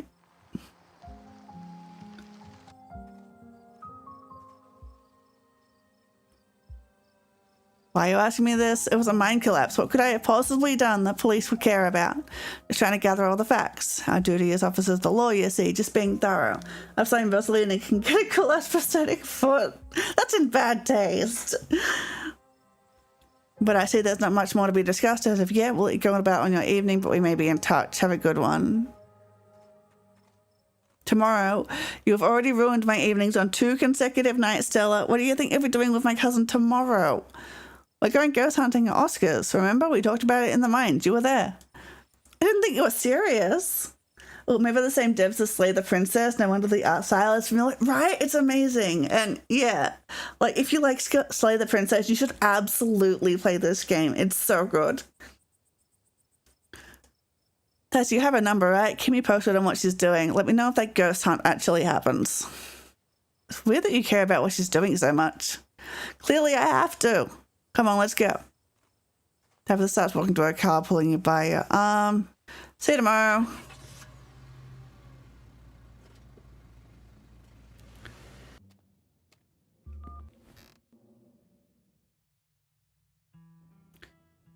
Okay, let's save here. Gonna wish list for now. Yeah, good. Next chapter is coming in. Oh, right, it is, isn't it? You managed to survive a second night in the town of Scarlet Hollow. As you pull yourself out of bed, you can feel the soot and grime of the shore mine still stuck to your skin. No shower. Your mind flicks back to the last time you used the guest bathroom. You can't imagine that taking a shower in there could possibly leave you cleaner.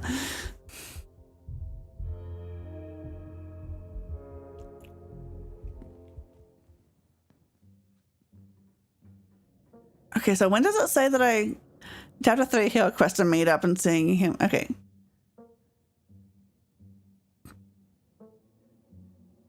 I'll just focus on that achievement for now.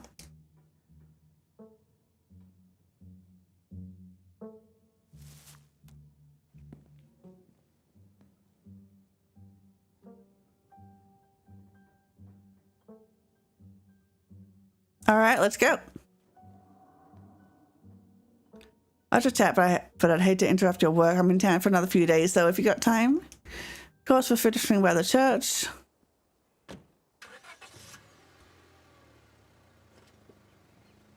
Nice to just go on an errand.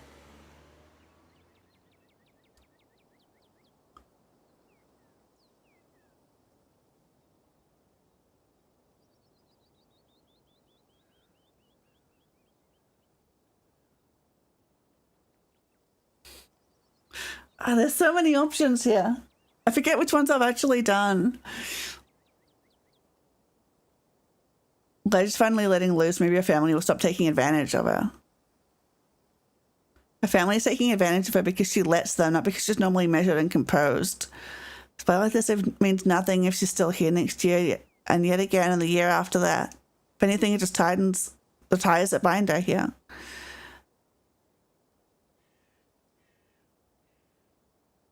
I think you're only saying that because you want to leave. So why are you still here?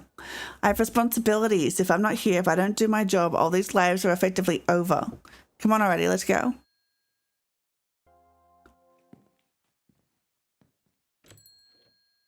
It was Avery from the diner.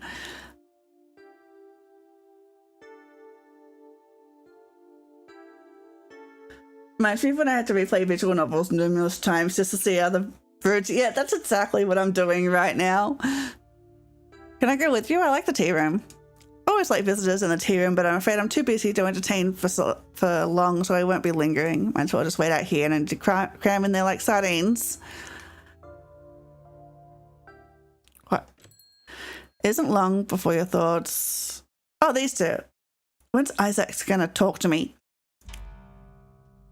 Whoever he is big. Now seeing you, Duke. Pleasure running into you, but best get on with our shopping. There we go. This is Isaac's from the mine. You gave me your number yesterday. I'm out behind the diner if you want to talk. Tabitha sure is taking her time in there. Meet up with Isaacs. You probably have time to slip off and hear what Isaacs has to say before Tabitha even knows that you're gone. You hold the bells on the door to the general store, quieting them while you make a silent exit.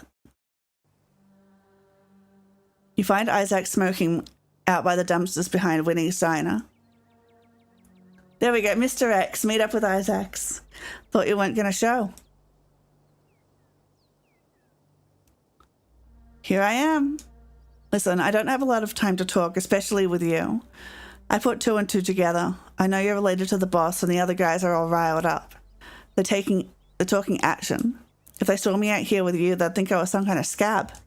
But none of them will listen to me, especially now. They've all got bigger things to worry about than a single missing miner. I haven't forgotten about him, though. Anything you want to know, just ask.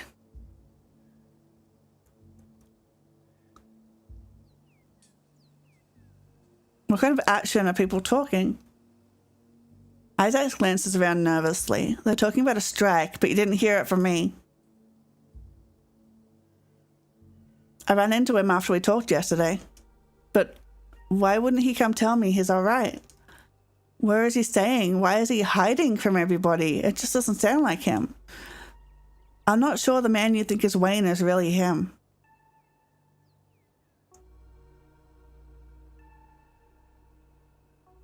Did he have a condition of some kind? A medical condition?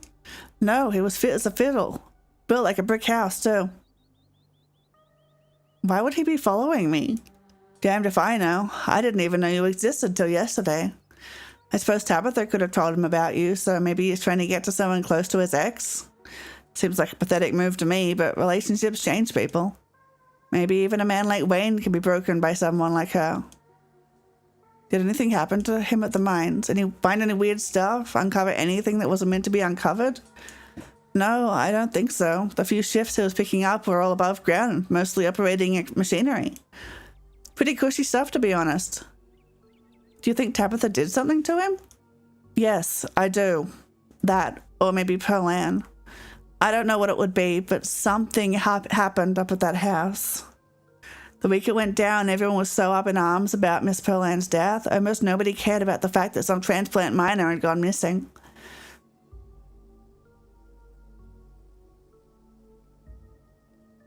Do you have any theories? I figured he was dead. I guess I'm not so sure now that you say you've seen him. But sure, you could say I got a couple theories. Maybe Tabitha tried to break it off, he didn't take it well, and it ended in him getting offed. Or an ex of hers got involved and offed him out of jealousy. Could be he stole his jacket and that's who you've been seeing. I hope he's just wandering around like you say. But I'm not convinced. What was he like? He was a light-hearted kind of guy, always joking around on the job. Amazing fella to grab beers with. Not keen on doing hard work, so it wasn't too strange when he barely picked up any shifts once that relationship started. I'm sure he saw it as a bit of a meal ticket, so maybe he wasn't too smart, but he was a good friend. So something happened to Wayne, Pearl Ann died, Ditchling shows up, and now we're here. Yeah, we've got a timeline. It's not Wayne, but it is his body. Closest one I had. This was helpful, thanks. Isaac sighs, taking one last long drag of a cigarette. I appreciate you coming by to talk. I can't say I'm happy with what you've told me, but I'm glad somebody is looking into this. Seems like everybody else was perfectly happy to sweep it under the rug.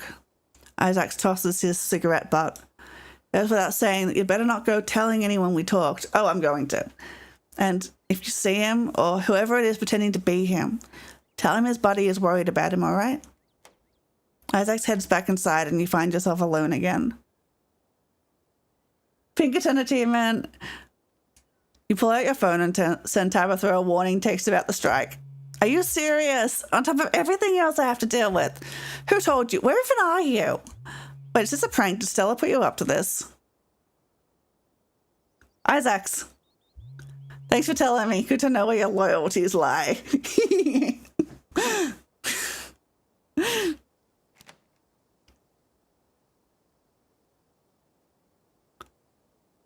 Okay, what else have we got?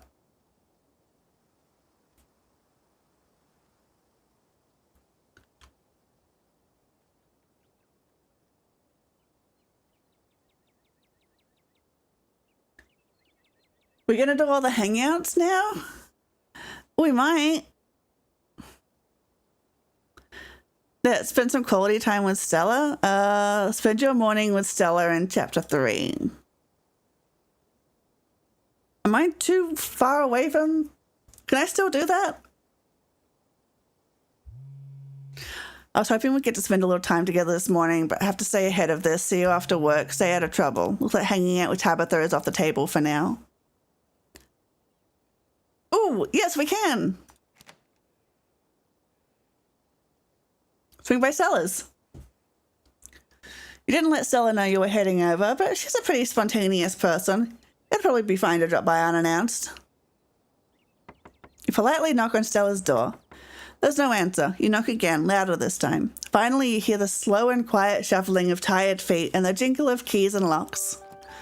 An exhausted... Hi, Stella. Good morning. Well, we can't hang out with Oscar, though. Oh, no. We'll have to fix that at some point. An exhausted Stella groggily stares at you from her doorway. Oh, hey, I'm so sorry I didn't text you or anything. I can't believe how late it is. I must have overslept. Come on in, I can make it some breakfast.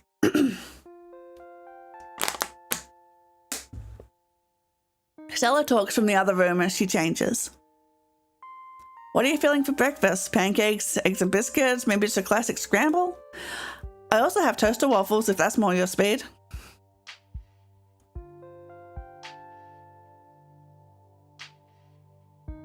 I don't want the burden of free will.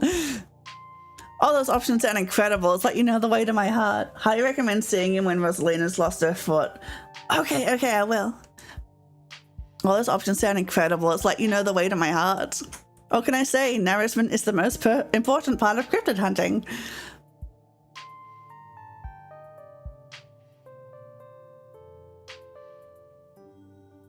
Hey, can you pick something for me? I don't want the burden of free will. Biscuits it is then. We can even make them together. Oh, fun. All right, let's get started. That's a cute jumpsuit. Thanks. It's because we're going ghost hunting tonight. This used to be my lucky get-up from back when I did ghost hunting videos, though I guess you might call it unlucky since I've never actually seen a ghost. But hey, after the past couple of nights, maybe we could use a bit of bad luck. The kind of bad luck where we don't find anything, of course. I don't want to jinx us. Should we start on food? Yeah, let's do it. Biscuits from scratch seem to intimidate a lot of people, but once you get it down, they're super quick and easy.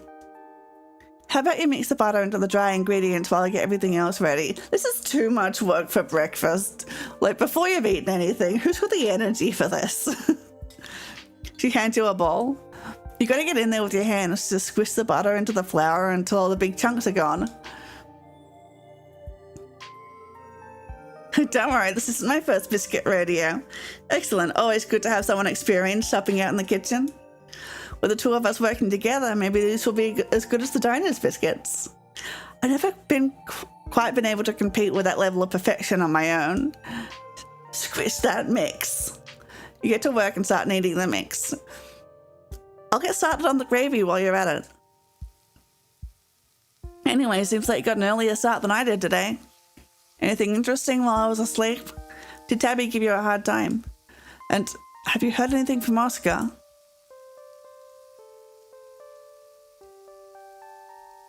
I caught up with this miner I met yesterday, Isaac's, before coming here. Oh yeah? What do you have to say about things?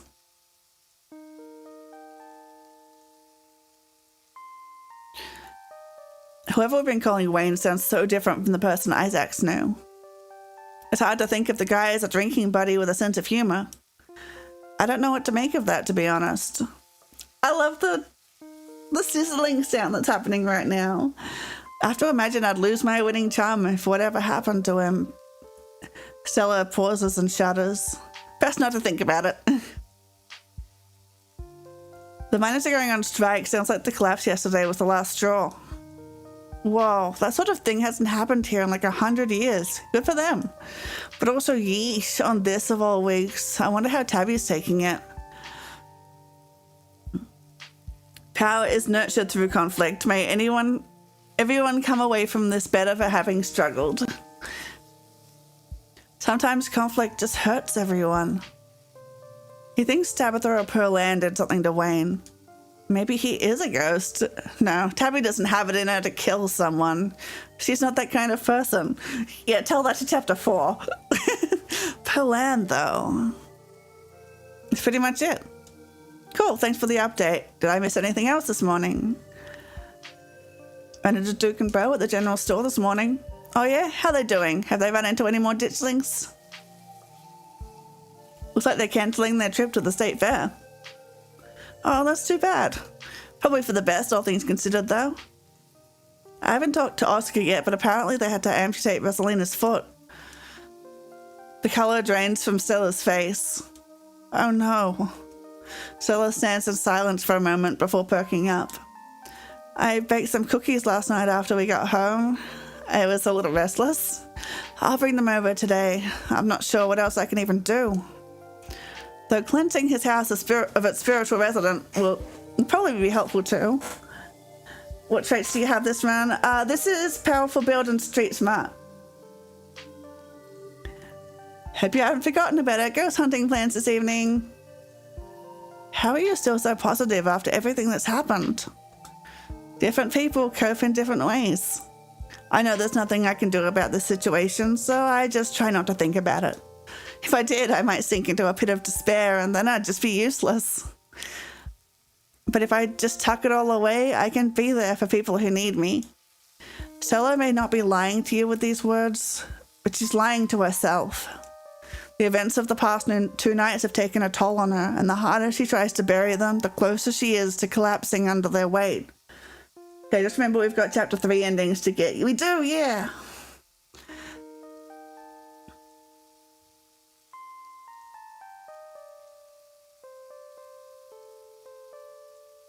You don't need to hold... It's easy to mistake that feeling for strength, but it's a lie. You have a strong will. You don't need to hold yourself together around me. Thanks for the offer. That's something for future Stella to worry about. I'm present, Stella, and my main concern is making sure we get a good breakfast so we're fueled up for our ghost hunt tonight.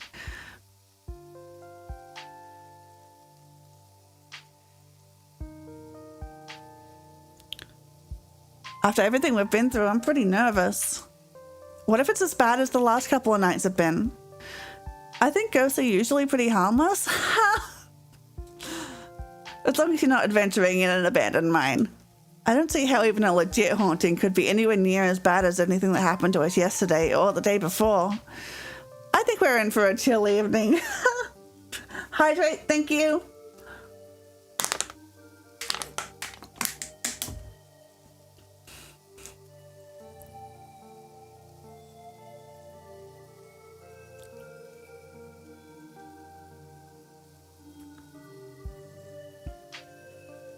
Surely ghosts can't do anything that bad. Another hydrate? Okay. And a head pat.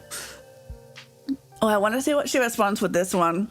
I feel like you're kind of ignoring my reservations, and you've sort of been doing that with a lot of people. What do you mean?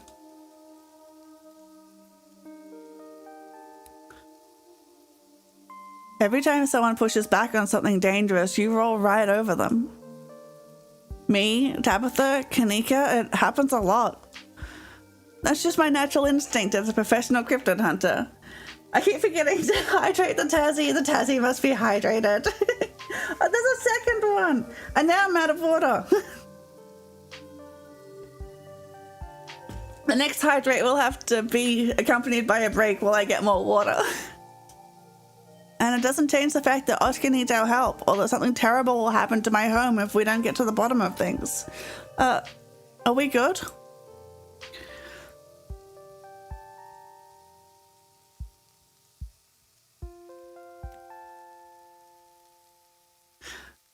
I don't know, you just kind of deflected.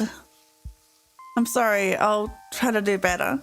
I'm not used to having these sort of conversations, I guess. How's the squishing coming along? Messy, but good, I think? She reaches over and takes the ball from you. Looks perfect. Now I just have to add the wet stuff and we're in business. She deflected again, didn't she? If you want to go ahead and wash your hands, I can take care of the rolling and folding. You wash your hands. Stella adds her milk concoction to the flour mixture, stirring a few times before turning to the counter for the final steps. Our little babies are ready to go in the oven. If we're doing like oven baking, what's with all the sizzling in the background? And if you don't mind, I'm going to make an egg for myself while we wait. Actually, can I have an egg too? Of course, the more the merrier. Hope you like it over easy. Stella cracks an egg into a fresh pan and gets back to work on the stove. Look, enjoy your look. Thank you for being here, Jack Dunyan. Thanks for coming over, by the way. It's nice to have company.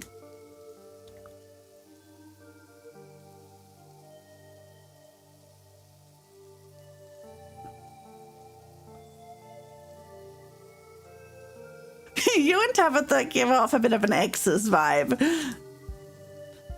Isn't that obvious? I guess you could say we kind of dated. It was never really official, and she might tell it a little differently, but as far as I'm concerned, that was my first relationship.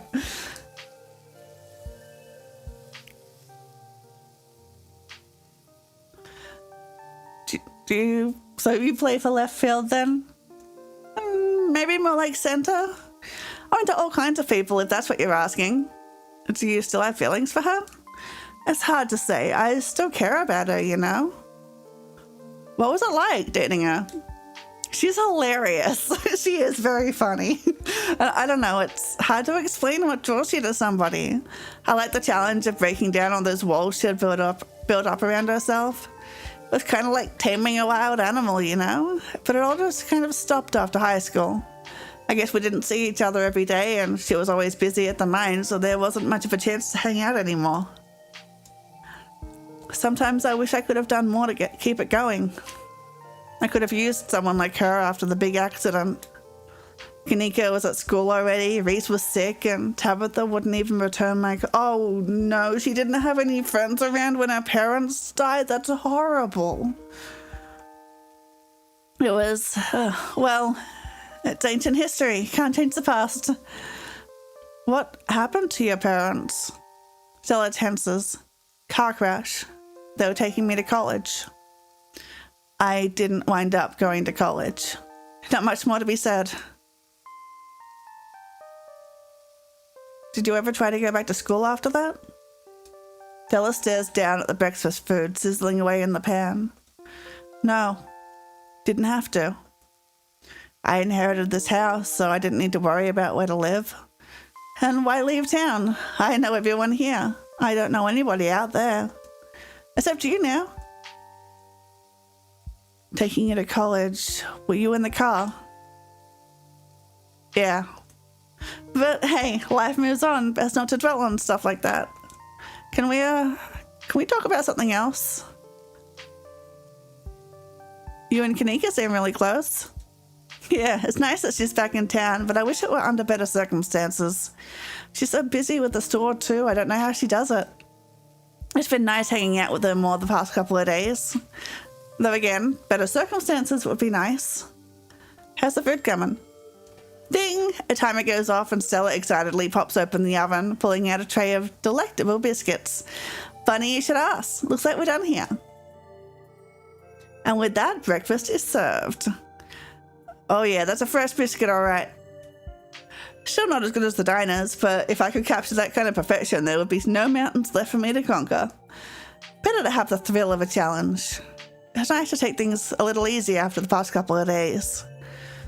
As you and Stella start to dig in, you're interrupted by a phone alarm sounding off. Oh shoot, I almost forgot, it's Mayor Jimmy Day. They're even still doing it after last night. I wonder how far the news has spread. Either way, it's a good excuse to meet up with Oscar and see how Rosalina's doing. Why is meeting the mayor such an exciting event to you? He's just a politician.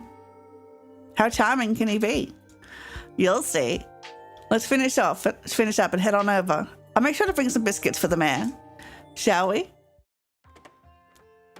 Party time! I know, hang on, let me check if this is a Peanuts run. Yes, it's a Peanuts run. Now we're just waiting on Kanika. There she is. Surprised to see you here, Tazzy. Half expected you to have skipped town. Yes, the whole gang's here. Okay. I've been waiting to introduce Tassie to the mayor for like the entire time I've known her. It'll be worth it. Trust us. All right, shall we? He's a dog. You can tell this dog is the mayor from his little sash and his fancy top hat. There's a regal air about him, almost as if he knows the position of authority he's been elected to. You haven't met the serious man by his side, but you have to assume that he's the mayor's handler. The mayor's little nose starts twitching as you approach. His doggy eyes shine with a curious intensity. He knows you have something. Offer him a campaign contribution. You hold out your now slightly rancid bag of boiled peanuts. The mayor's nose twitches eagerly at their strong odor, and he's on them in a flash, ripping through the plastic and devouring the soft-shelled legumes. Gross. Drop it, sir. Drop it. His security detail tries to tear him away, but it's too late. The peanuts are already eaten. Hey, you finally got rid of those things. Thank God. But I hope those nuts settle well. If the mayor gets any tummy troubles after eating your disgusting pocket peanuts, there will be hell to pay. He holds out his paw as if to shake your hand.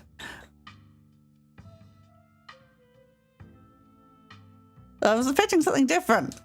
I'm so glad no one ruined the surprise. This town has had a dog as a mayor since the early 1990s, so it's just how we do things around here for some reason. It's the best part of living in Scarlet Hollow besides the nature. Okay, all right, you've had your turn with the mayor, now move along and keep the line going. By the way, I know you were up at the mine collapse last night. I may be off duty, but I'd be remiss if I didn't let you know I've got my eyes on you. All of you. Just hope the rest of your stay in town is a little less conspicuous. As if you could threaten me. Tazzy, you do know Deputy Franklin is a cop, right? The security goon looks you up and down, then straightens up, clearing his throat uncomfortably. Hurry up and finish paying your respects to the mayor. There are other folks waiting their turn.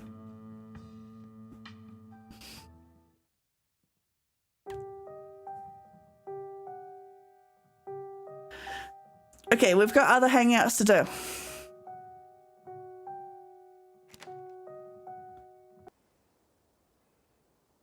Kanika. Oh wait, we've already done Kanika.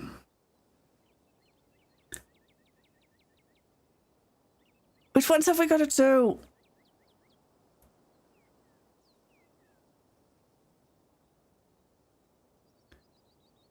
Okay. Okay, Avery.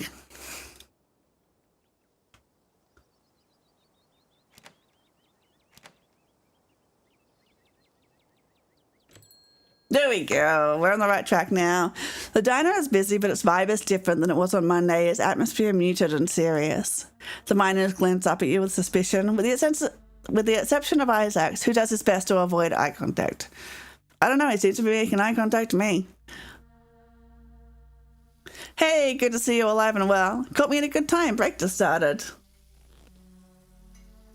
I heard about what happened last night. The diner has been buzzing all morning, so I've been hearing a lot of things. Seems like those fellas back there are getting pretty riled up. Might be a good idea to give them some privacy, especially considering, you know, who you're related to.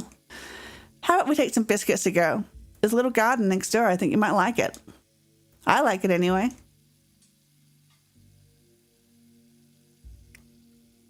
Good idea.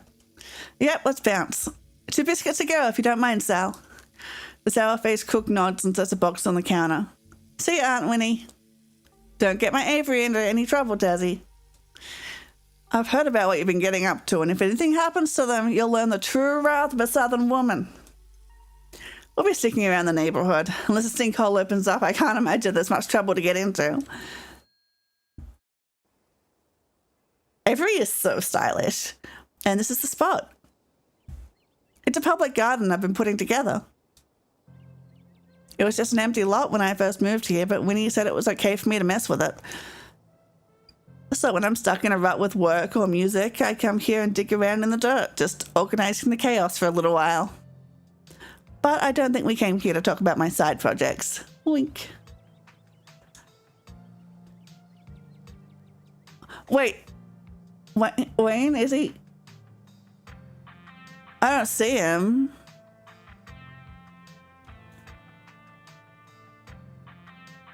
There he is! I see him! Spot the Wayne! I've been hearing some absolutely wild stuff about last night. I mean, I don't know how much you ever heard in the diner, but it seems like the miners are planning a strike. Some of them have been saying that the old mine is haunted too, that ghosts caused the collapse. And that there's some guy walking around claiming to be a dead man. Yeah, there he is. Just turn around. I've heard what happened to Oscar's kid too. What really went down last night.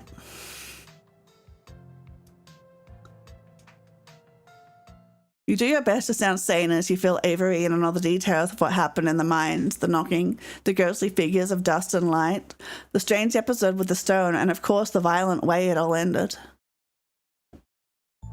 Holy shit. Nothing ever happened to you, like this town has it in for you. Must be my scarlet blood, it's like a curse or something. Guess you should have stayed in Huntingsville. Right, that's what I called this save. Scarlet Hollow clearly has a bone to pick with you. Family, am I right? Sucks as just sharing genetics with somebody is enough to inextricably tie you together forever, even beyond the grave.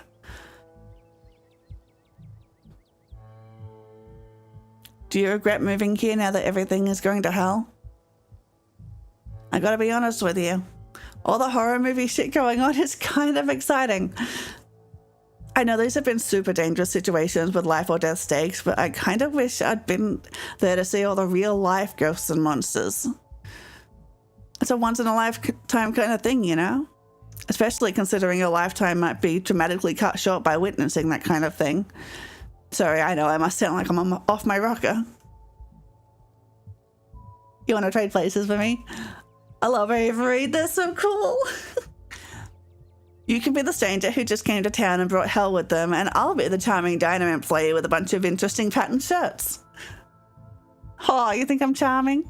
Seriously though, we probably have more in common here than you'd think. A few years ago, I was the stranger that rolled into town, minus the hell part.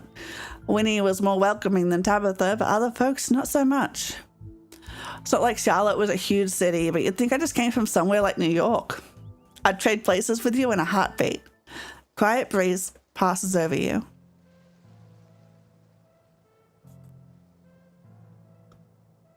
You're hot. Avery chuckles. So I've been told, though I hope you came to see me for more than just the eye candy. You made some music when we first got here. Are you a musician? Yeah, I've got a SoundCloud and everything. It's pretty much what I want to do with the rest of my life, whether it winds up being profitable or not. What do you play? Since I've got 3 of them and I'd have more, but I promised myself I'd only add to the collection when I'd mastered the ones I already have. I started with bass guitar though. Don't ask me why, the bass just called to me. Hey, you and me, I got another thing in common with Avery. I'd love to hear your stuff sometime. Oh, thanks. I'll send you the link. But you'll hear some at the party this Saturday if you swing by.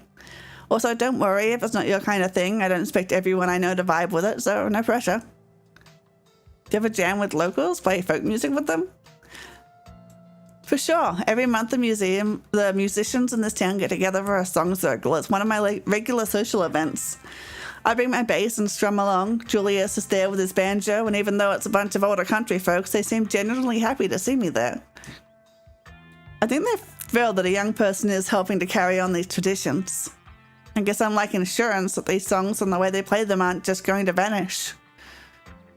Old Southern people are chill with you? That seems like a loaded question. There's politeness with a lot of old Southern folks. If they don't like you, but you're all in a polite setting together, they might be a little off, but it's not like they come at you with pitchforks. And honestly, they like my vibe. That's not always true though, especially when you're not in a polite setting. But once people find out Winnie is my aunt, they usually wind up sinking back with apologies. How does that make you money? That's a good question. It doesn't. Not yet, at least. There's a lot of musicians out there. I've definitely struggled to be heard over the din. But it doesn't have to make me money. If there's anything I've learned from Stella, it's that making a career off of what you love doesn't always bring the kind of fulfillment you'd expect. So as long as I can balance a job and music, I'd rather let music continue to be my joy rather than my livelihood. I love that. Is everything in this garden yours? I mean, technically it's a public garden, but yeah, pretty much every piece of green you see here is something I've personally planted. Once my house filled up, I had to direct all that energy somewhere. So I put all of it into the vacant lot next to the diner. I didn't make the frames or the benches, that was Julia's, but everything else was me. A lot of these are the native plants that were already growing in the lot, though I couldn't help but add a few of my personal faves. Hydrangeas and begonias and that sort of thing. Plenty of beds of edible plants. And I'm about to put in a bunch of mums, what with the seasons changing. Like mothers? It doesn't feel like autumn without them. Julius, that guy Duke hates? Avery laughs. I've heard those two don't get along. Duke doesn't come around the diner much, and I figure it's probably because Julius practically haunts the place. You've seen him. He's the guy who sits in the back reading the newspaper every day. Oh, that guy. So that's why he's important to Avery fans. And you're friends with him? He's a bit of a strange dude. I'm not sure if I call him a friend, though I'd like to. He's more like some kind of wish-granting gnome. Can't say I ever really talked to the guy, despite him being in there almost every day. But one day I was chatting with Winnie about how I was looking for a bench for the garden, and the next morning, there it was. Wait, that's so sweet! A hand-carved bench sitting in the garden. I thought it must have been Winnie, but that day when I brought Julius a coffee, he asked me if I liked the bench. I said yes, and he grumbled, "You're welcome," before going back to his paper. He did it a lot after that. I'd mentioned something I needed to Winnie, and sure enough, the next day it would be waiting in the garden. Julius and I talk a little more these days, and I've even been to his house to pick up a new frame for one of the beds. But he's a man of few words. He strikes me as a bit of a loner. Maybe he feels some kind of kindred connection between us, I don't know. I didn't see him there today. Yeah, he hasn't been in. He left early yesterday, and I haven't seen him at all today. Maybe he's working on something. I might start getting worried if he doesn't show up tomorrow. I don't think anyone else really checks in on the guy. Isn't he stealing the pumpkin right now? Sorry, your friend might be dead, Avery. Do lots of folks come here? I come here, and that's enough for me. Handful of other folks every now and then, too. What kind of plants do you have at home? Avery laughs. A lot. It's practically a jungle. For, say, a gift, any plants I should avoid? A gift? You don't have to go to all that trouble. I should probably get you something. You're the one who's in town because of a family tragedy. But just in case it's handy, the only kind of plant that never did it for me is succulents. Oh, sorry, we can't be friends. I love succulents. I need something that reminds me it's a living thing and not a fancy kind of rock that I water every now and then. Okay, that's fair, that's fair. Don't tell anyone I said that. Folks in town keep getting me succulents as gifts, and I don't want them to think I don't appreciate the gesture.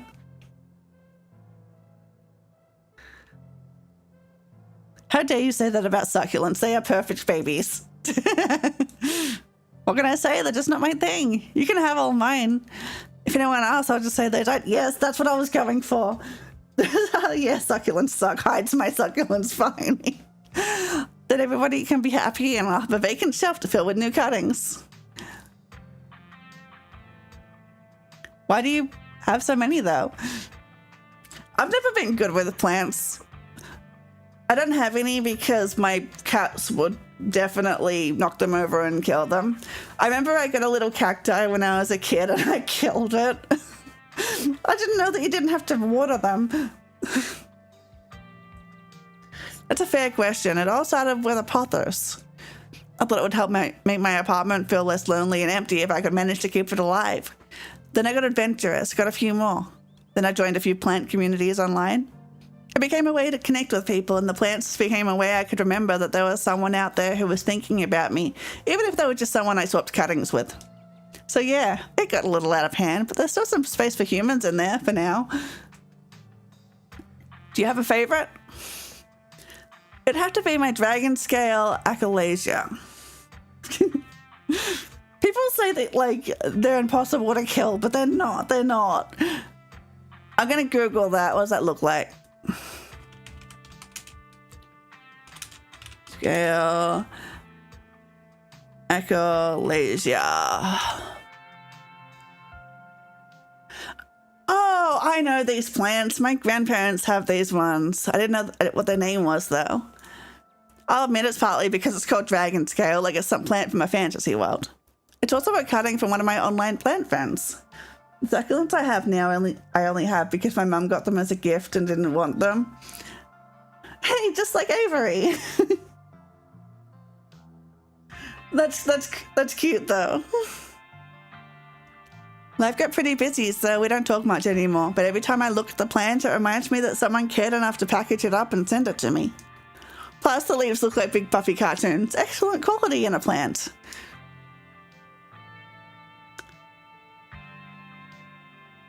What do you honestly think about this town?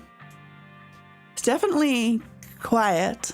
It's good to have hobbies to try and stay busy, but yeah, it gets boring.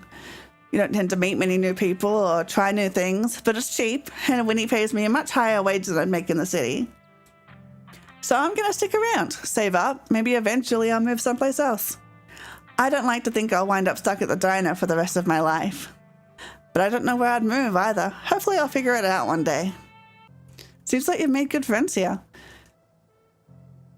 Oh sure, Kanika's friendly, though she's usually busy with the store. And Stella, she's one of the nicest people I know, and she stops by the diner at least a couple times a week to say hi. But I still don't feel like I know her. It's like she has some kind of wall up. It's the same for a lot of folks around town, honestly. Most of them grew up together, so they don't talk about the tougher parts of their lives. They just know each other so well. And someone like me, a transplant they don't trust, doesn't know about any of it. And it's not my business to ask. So I'm polite. I do my job. I go home, take care of my plants. I wake up the next day and do it all again in a town full of friendly strangers.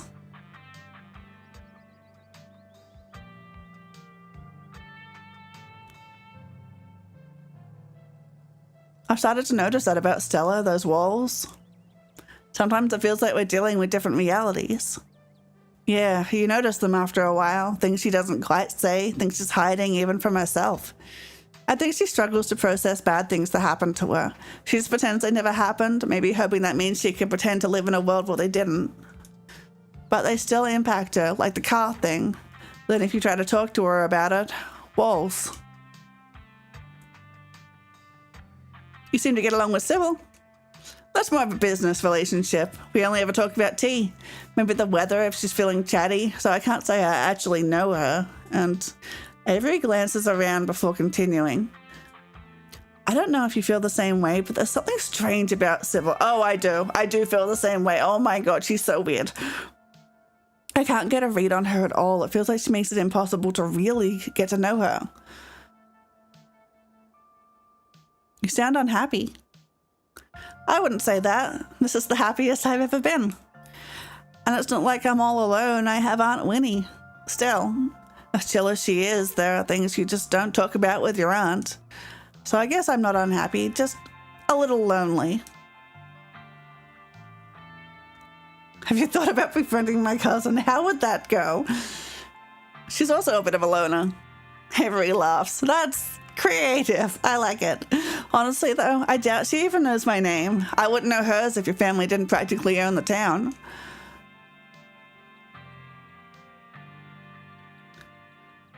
I know what you mean. I feel like everyone here is hiding something from me. That's pretty refreshing to hear, to be honest. I'm glad there's finally a new stranger in town I can talk to about this stuff. The miners come and go, sure, but they have their own little community, and it's much more accepting of new people. The rest of Scarlet Hollow, though? I don't know. Maybe I just miss the city. Want to come ghost hunting with us tonight? Me and Stella and Kanika are going to ghost bust Oscar's house, I think around sundown. Ghost hunting? Hell yes. Count me in. I don't know if I believe in ghosts, but with the sort of freaky stuff Scarlet Hollow has been throwing at you this week, I guess I'll be prepared for anything. Anything. thanks for thinking to invite me. I really appreciate that. Enjoy a quiet moment. You let the breeze wash over you, and as you enjoy a quiet moment in Avery's garden, your phone buzzes in your pocket. Oh my god, I overslept. I almost forgot it's Mayor Jimmy Day. Good excuse to head over to the library. We should check in with Oscar. Meet you there in half an hour. I totally blanked on that. Been having a weird / foggy morning, Franny face. Avery is so cool. Gardener, musician, excited about living in a horror movie. They deserve the best. I agree. Avery's so cool. Wow, that they're still doing the Mayor Jimmy thing even after last night. Do you think news has spread yet? But yeah, we should go see Oscar. See y'all soon. That's a lot of texts. Why is everyone so jazzed about meeting the mayor? Oh, it's Mayor Jimmy Day. Hell yeah, one of the best parts of living here, honestly. I think you'll get what the hype is about once you meet him. I've still got a little bit of time to kill before my shift starts back up, and I'm sure Aunt Winnie won't mind. Let's get over there before there's too much of a crowd. Quality time with Avery. Oh, hey, Tazzy, and Avery, too. Okay. Hey, can't believe I almost forgotten about Mayor Jimmy Day. Surprised to see you here, Tazzy. Harvest petted you to a skip town. Yes, the whole gang's here, and Avery, too. I've been waiting to introduce Tazzy to the mayor for like the entire time I've known her. It'll be worth it. Trust us. Right, shall we? Yeah, we've already done this. My peanuts. Your peanuts to yourself, your hand instinctively covering them in an offensive posture. You're leaving this town the same way you entered it, with your increasingly pungent companion at your side. It's my emotional support, boiled peanuts.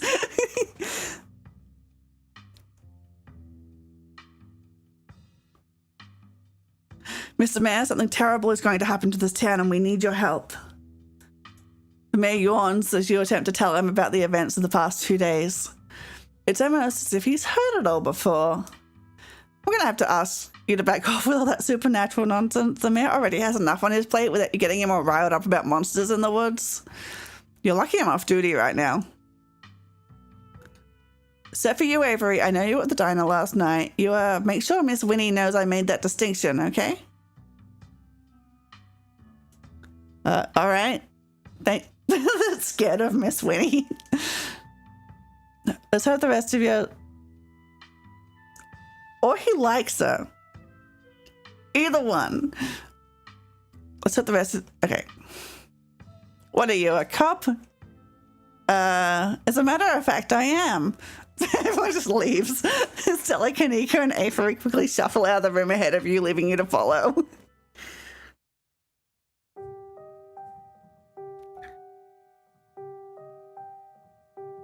It was nice meeting you, though. Not really religious. So I need to have a religious background. Counseling is much more about giving people an opportunity to be heard. I'm not going to try to convert you or anything. I just want to help support the fine folks of this community and their families in any way I can. Like, he's weirdly nice. Everyone's a little scared of Winnie. That includes you. No pressure, of course. But if you ever feel like you're struggling, could use a good listener, you know where to find me. It's lovely to meet you. Have a blessed day. Oh my god. Poor Rosalina, I can't even imagine how scary this has been for her.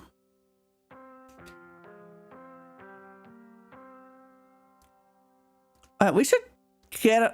I'm sure there's other things we could do at this point, but let's go and like actually do the horror stuff. Like such a mess, I hope it isn't keeping me from being the dad she needs right now. I'm sorry to cut our conversation short, but I better get going. I was only supposed to come back to pick up a few things, but then the hospital called and said there'd been some big bus accident on the highway and they need the bed, so I have to come pick her up. Even though our house is still haunted and the only place she can lie down until then is the dirty back room that drove her away in the first place, and Mayor Jimmy Day is happening. Sorry. Just a little overwhelmed. It's okay, Oscar, we're here to help. Yeah, we're gonna get that ghost. If you like, we could cleanse your house while you go pick her up. Seems like a good idea to do it while the sun is up anyway, right? If only, but it doesn't come out during the day, so any cleansing attempts are going to have to wait until nightfall. Still not even sure we can get rid of it at all. I think... Don't worry, we'll fix this. Heck yeah, we will. Yeah, whatever it is, we'll get to the bottom of it tonight. Okay, Tassie made dinner plans with our pal Reese yesterday. I'm sure his mum will be totally fine with extra guests. Will she? Absolutely. Maybe we can even get him to come ghost hunting with us. You don't have that much time to kill before the evening's activities, and you're going to need dinner. A free meal is a free meal. Oh no, you're not going to try to get Dr. Kelly to let him leave his house, are you? She'll kick us out for even asking. We're also missing Gretchen, so we can't get the achievement with everyone at the haunt, and we're missing the trait for the other ending. Yeah, I figured we weren't going to be able to do that, but we can at least like do the Wayne things. There's a...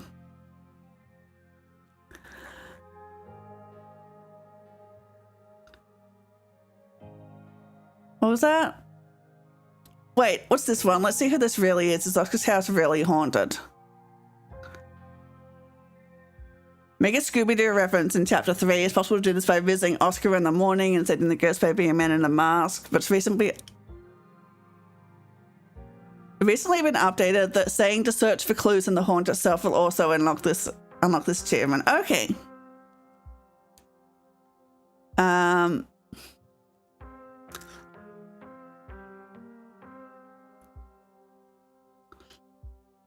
What was the Wayne things? Oh yeah, cat and mouse.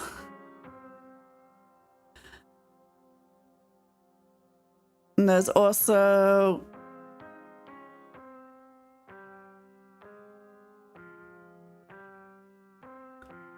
I think it was... Is it just cat and mouse?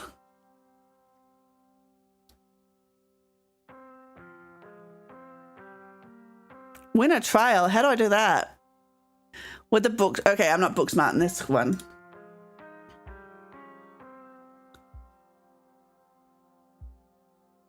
Important text at the end of episode 3. How do I get...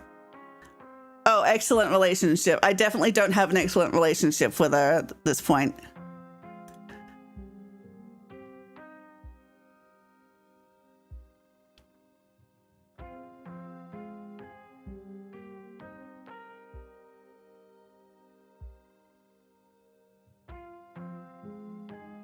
Whatever, we can just do the,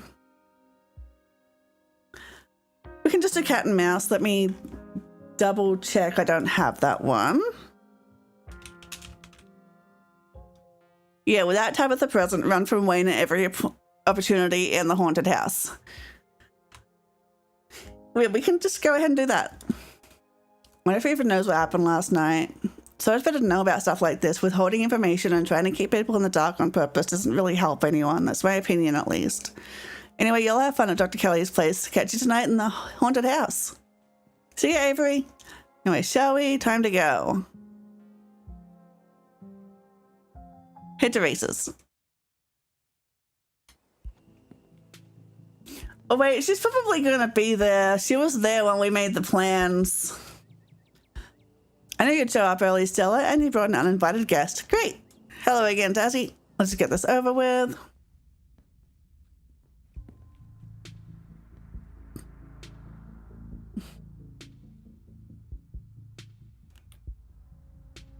Your mom's scary. I feel like she used to be less scary, but maybe I was just oblivious as a teen. Speak for yourself. I don't think she goes unless you invite her. Okay, cool. Poplar's just gotten a bit of an edge lately. I think my condition has been stressing her out a lot. Used to be something she thought she could fix, but I think she's kind of accepted that it's just something we have to manage. But even if she is a little harsh, she means well. She's just looking after me. I know you think you need her to take care of you, but I'm sure there are plenty of people out there who'd love to dote on you. I wouldn't want to be a burden on anyone else. Wow, you don't waste any time, do you, Tassie? I thought it was sweet. I thought it was kind of sweet too. Anyways, do you know she turned us away yesterday? So we couldn't even talk to you. You came by yesterday? She didn't tell me, but I was probably asleep, that's all. Are you sure that it's not just that I did something wrong and she's never forgotten it and will hold it against me until the day I die? Actually, Kanika, I think she admires you. She says you have a good work ethic and she has a lot of respect for people like that. Really? She really said that? Whoa, and I can't imagine how mean she must be to the people she doesn't like. I think she's usually nicer to them. That's how you know you've really messed up. The dipshit, Kanika and Reese. Oh, that's cute. What about me? Does she say things about me? Okay. Want to come ghost hunting? Well, do you think you'd be down for that? I would love to have you. Yeah, no, that's not gonna happen. Yes, ma'am.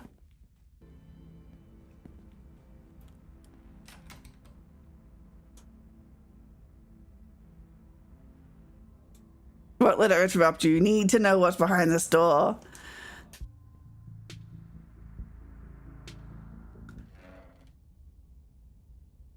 Sorry, we'll get out of your way. Good. I didn't even get to finish my food. Oh no, are you hungry? Can't believe I didn't pack snacks today. My bag was too full of ghost hunting equipment for so much as a granola bar. God, poor Reese. This has gotten so much worse. 2 bites of food was too much for him. Maybe we just caught him on a bad day. Wonder if he even has good days anymore. Wish there was more I could do. Oh, with that context, we could probably go back and forth on this for a while. Let's just get going. The sun's setting. We wouldn't want to miss a second of the ghost action. People in horror movies usually die because they don't fight back or because they run away after tripping someone instead of delivering a finishing blow. You won't make that mistake. I mean, just last night, y'all apparently saw some truly unexplainable stuff, so anything seems possible right now. There could always be rational, non-supernatural explanation to what I saw last night, like aliens. Like, oh yeah, I could see that. No, no way, we're not going down that route. It was just a mind collapse.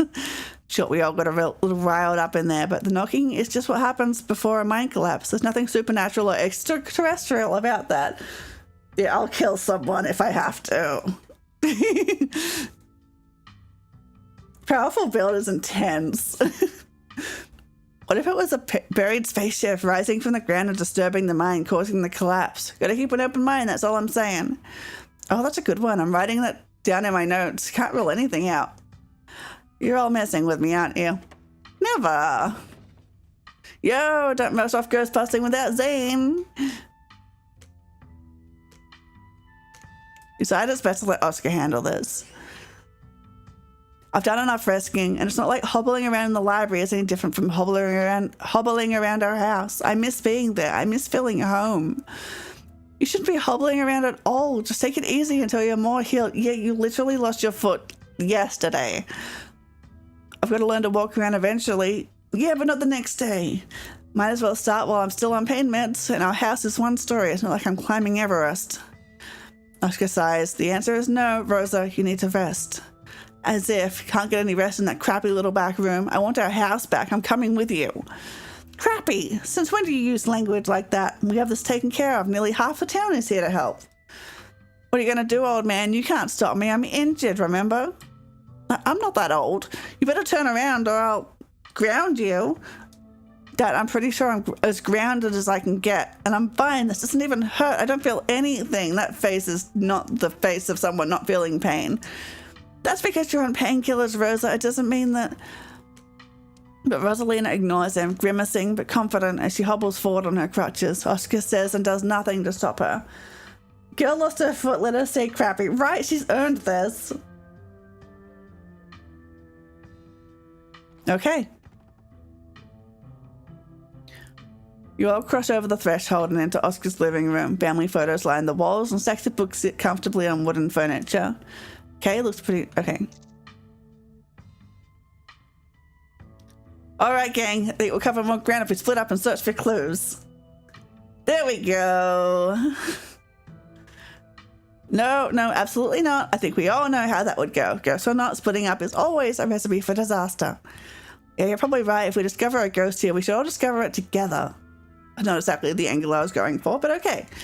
Probably for the best. We don't want everyone fighting over who gets to go with who. Avery gives you a brief, knowing glance. Yeah, once we find the ghost, how are we going to get rid of it? Like, how does one bust such a thing? Well, my ghost hunting kit has symbols from every major religion, assorted holy books, a bunch of salt, and some jars. Ectoplasm.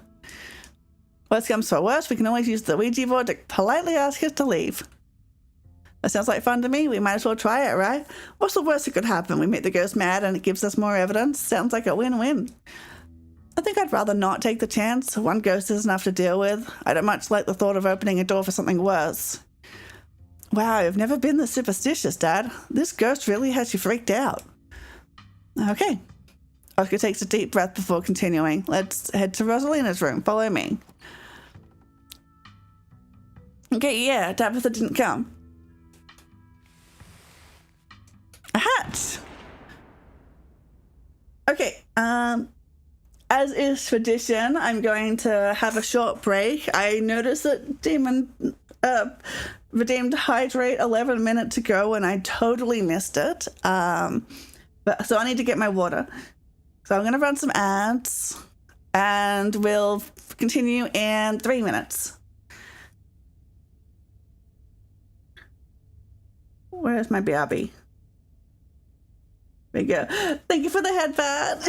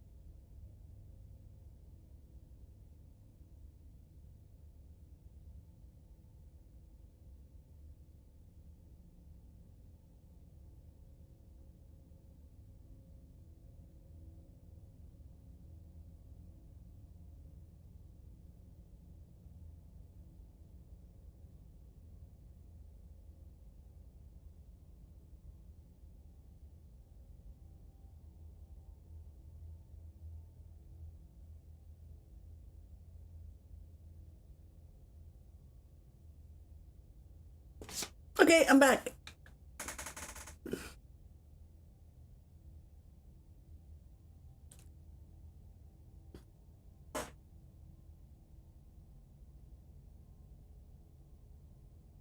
There we go.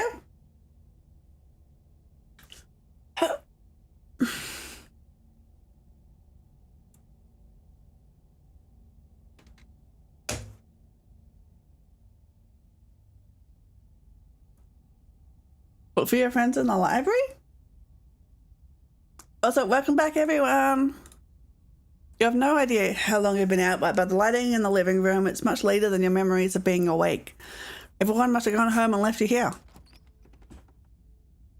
You turn around, leaving Oscar's house to return to the library. It's funny, you don't remember there being a second door at the end of this corridor?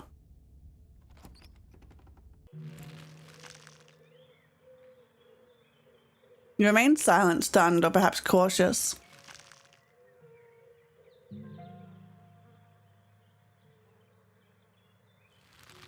You grab Stella by the shoulders, attempting to shake her from her trance, but as you try to pull her shoulder, it's as if she's held back by invisible ropes.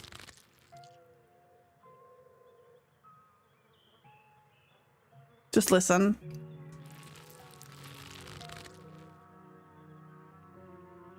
You're not dead. Tell me you're not dead. Let it go. You move to follow the narrow path through the foliage. As you step forward, a single door standing solitary in the middle of the garden appears before you. Okay, so running away from Wayne. Every opportunity.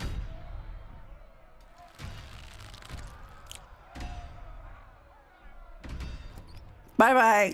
You're the master of your own universe and you won't let this ghost tell you what to do. You approach the nearest door. Oh.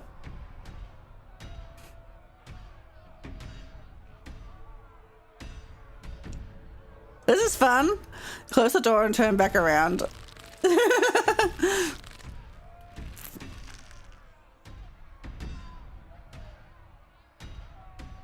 Turn your focus back to the scene in front of you. Yeah, no, I hadn't seen that before either. I didn't realize that this is fun would make me not go through the door. If I come back here, I'm definitely going through the door. Maybe the Spectre is trying to tell you something about the collapse. Maybe what happened 100 years ago wasn't as clear cut as people would have you think. Are you trying to tell me something about the collapse? Was Charles Shaw not responsible for what happened? Am I supposed to be you? Run!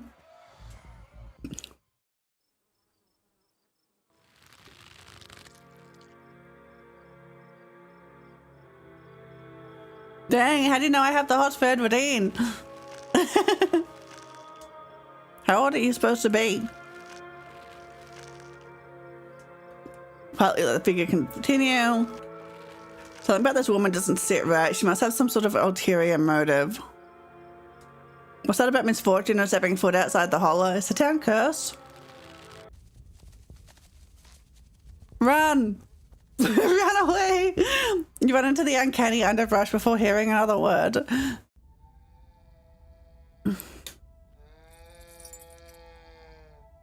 Scar, I'm so sorry. Let's Enoch again.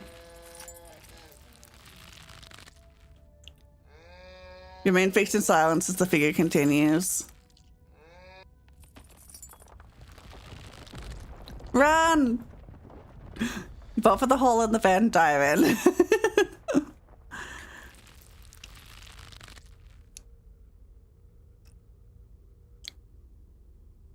Okay, who are you supposed to be? No, not one of our brothers. I'm a prisoner. I'm the victim of the Scarlet's lies like you. Is this what's... Holy shit, has my family been keeping people locked up? Mere generation makes no difference.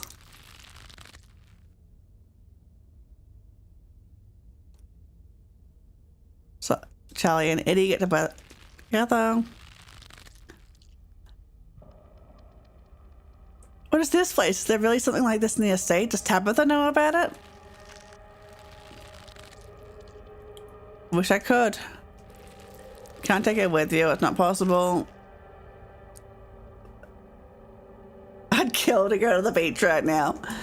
I'm talking to the witch then. Charlie, get away from the door.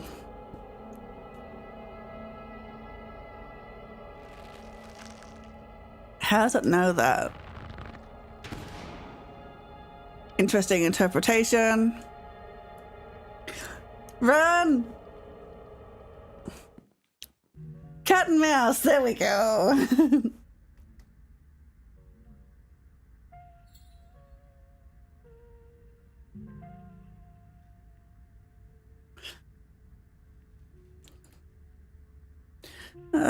What do we do now? There's so many.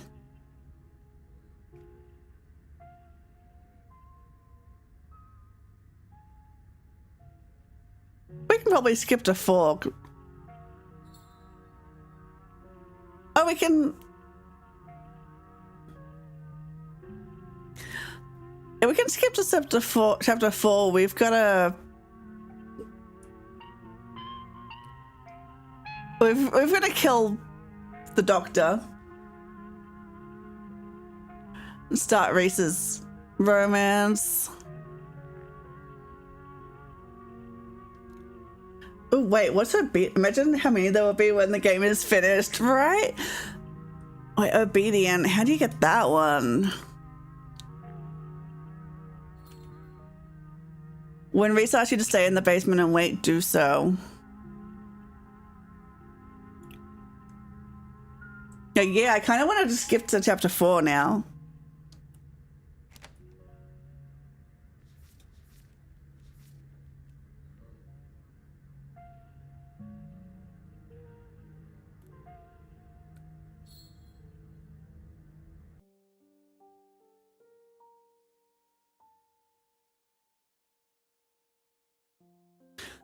Wait, that was too many.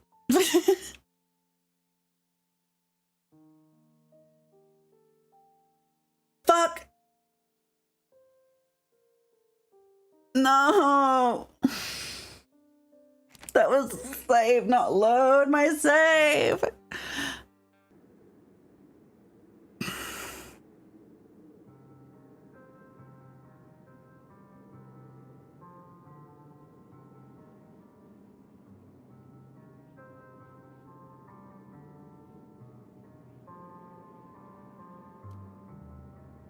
Want you to be safe, Tazzy. No, I'm not letting something like this happen to you.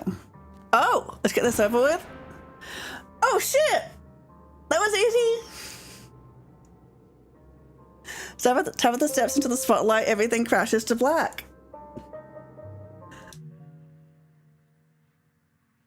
Hell yeah!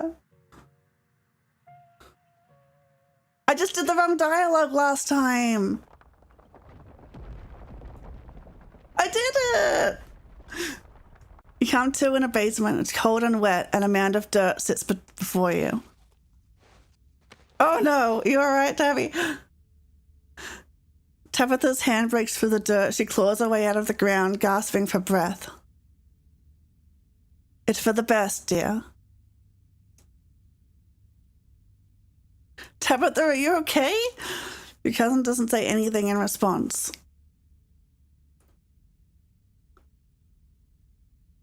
Why her? She invited you here. It didn't seem right that you should bear that kind of burden for the both of you. Is she okay? She's in shock right now. Having a spirit rip out a part of you isn't exactly a pleasant experience. She should recover, though. Mostly. Don't talk about me like I'm not here. See, she'll be fine. Tabitha mutters something under her breath. You'll be fine, dear. Just be sure to drink plenty of tea. The mind control tea!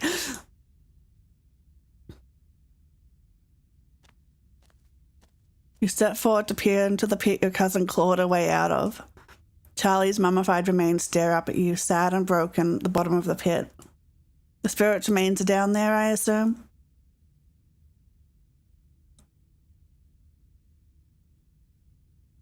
Yeah, you look so small.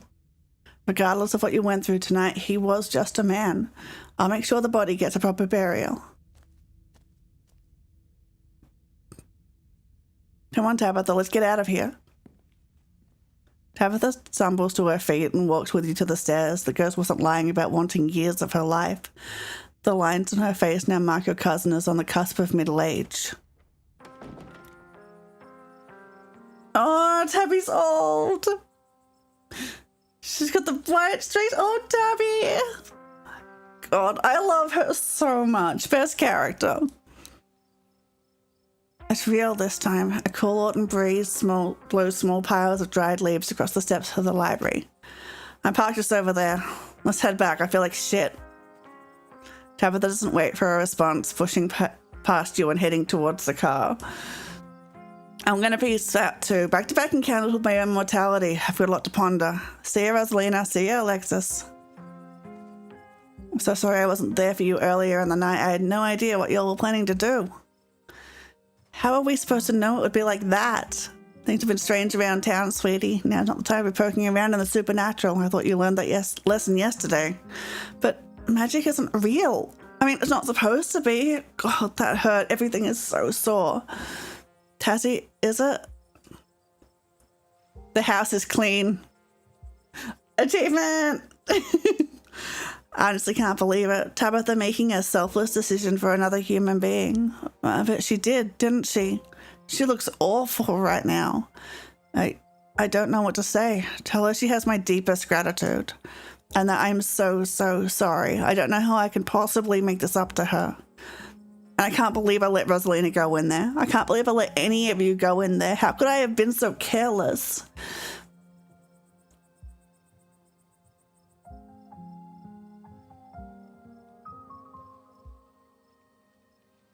I should head back with Tabitha. And I should probably head back inside. It's starting to get chilly out and there's still work to do to get Rosalina set up for the night. Don't be a stranger and let us know if you need anything, Oscar. I will, thank you. All of you, again.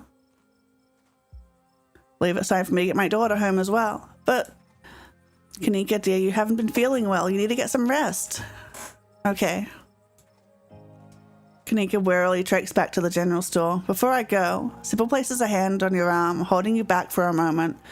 I'm sure you have questions after everything you saw tonight, but let's not get into it here.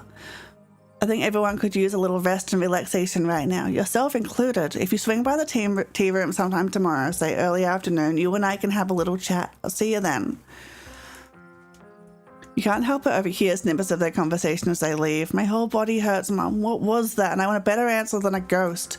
It was a spirit, dear. I've never been a fan of the word ghost.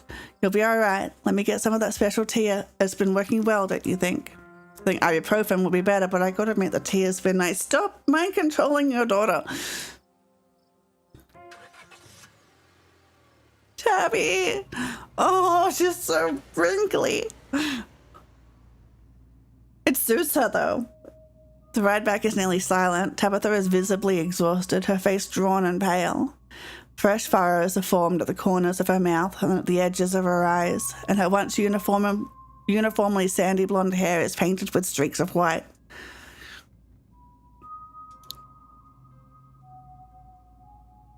I should have been the one to take on that burden. Why did you step in?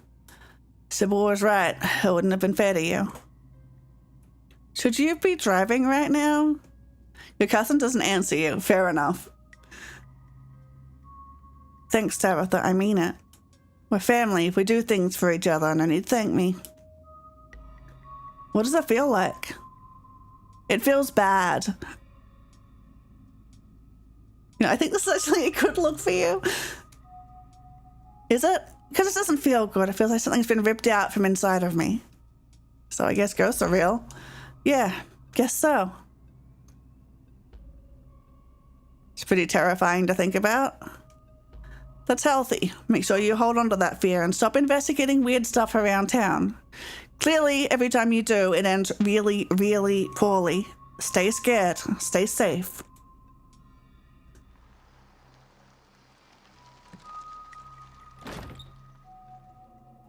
Tabitha noticeably strains to open the front door. I've never been so tired in my life. I'm going to bed. Please don't get sucked into any more ghost dimensions before I can wake up and rescue you again. Are you okay? No, but I'll live. I'm sorry, I just feel absolutely awful right now. I don't think I can handle any more talking. I gotta sleep. Don't keep poking around looking for trouble. You just have to make it to the funeral. 4 more days, that's all. And then the bus comes. You know, why would you do we never have to see each other again after she just sacrificed years of her life for you? Why is this an option in this circumstance? That's horrible. You know, I don't have to leave the Hollow. I could get used to this place. That's good to hear. It would be nice, not being the only Scarlet left. Anyway, night. See you tomorrow. You don't even notice yourself entering the guest room and falling into bed. Suddenly you're just there, buried under your family's musty covers.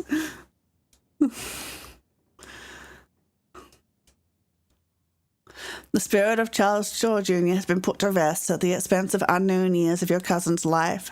The spectre of the night's events will linger over her for every day she has left, a grim reminder of the price she willingly paid for the crimes of a great-grandmother she despised. Maybe her decision will bring her peace of mind.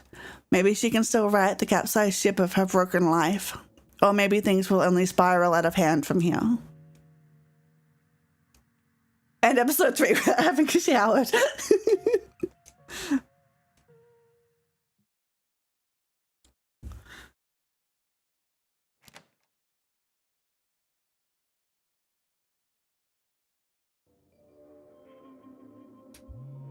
I'm trying to wrap my head around what Tabitha did last night. I haven't been able to get a hold of Stella today. Have you heard from her? You check your messages. There's nothing from Stella. My box is full. Can't accept messages. Kanika and I are pretty worried about you. Please respond. Your message that's undelivered. Haven't heard from her either. It's not good. I think we should try looking for her. Let's meet up in town. Hi. Hi, Dustin and Dustin Mom.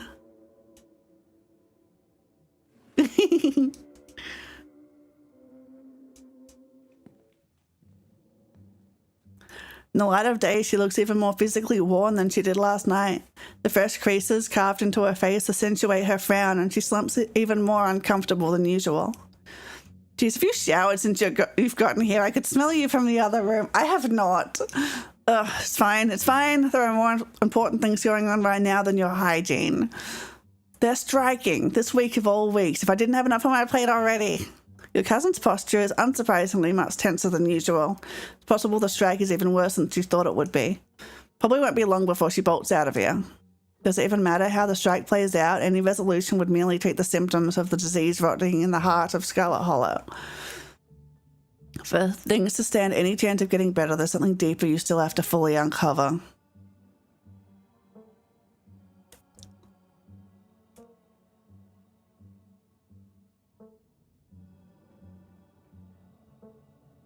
Why didn't you let me protect you last night? If our roles were reversed, I'd be asking you the same question. I care about you, Tazzy. I don't care about many people. I wasn't about to let you ruin your life. Oh, that's fine.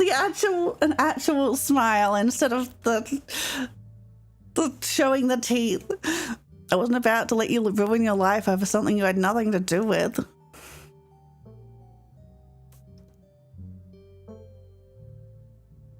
Sorry if the stuff with the ghost last night winds up making it harder for you to have kids. Her shoulders slump. I'm trying not to think about that.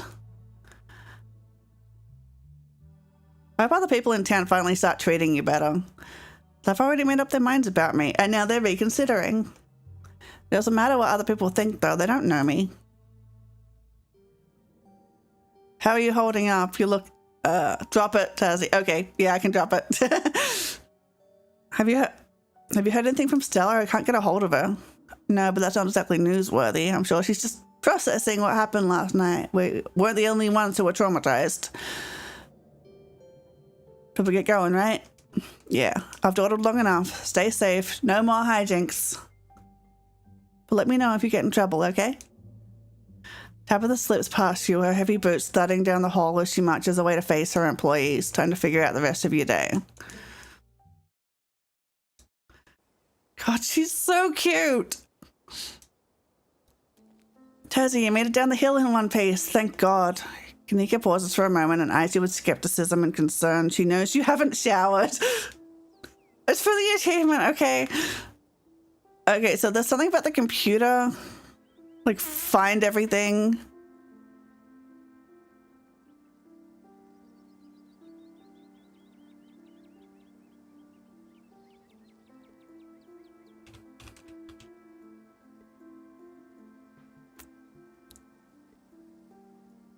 Okay, street smarts and book smarts. Okay, that won't, I won't be able to get it.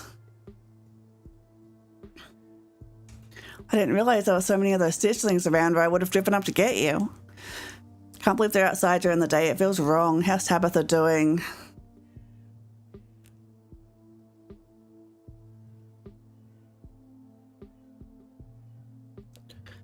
She's coping, but not well. She's taken on a lot of burdens. Too many. I guess she has, hasn't she? Sacrificing herself like that wasn't exactly what I expected from her. It's definitely making me question if I actually know the real Tabitha, or if I've just been tricked into buying some front she seems to put on to seem intimidating. I don't like how much I've been forced to question my perception of reality lately. This sucks. How are you holding up?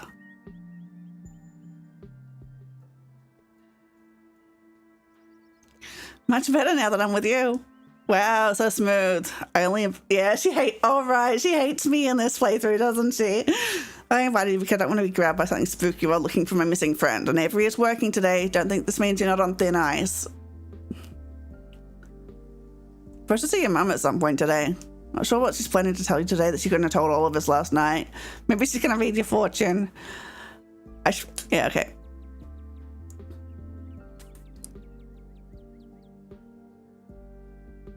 Kind of surprised you reached out to me after all the issues between you and Tabitha. I care more about finding Stella than I do about the ongoing feud between me and your cousin. I'm not going out there alone because the last thing I want is to go missing while looking for someone who went missing. We do everything in groups from now on. And like I said, after last night, I don't even know what to think about Tabitha anymore. At the very least, I'm not going to hold your relationship with her against you. You have been at this point.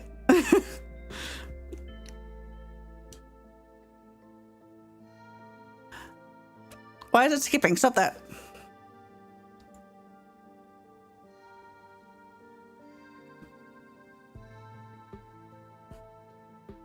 Sure, we can humor her. She's probably going to give us some rocks or bundles of herbs for protection or something, which might actually work.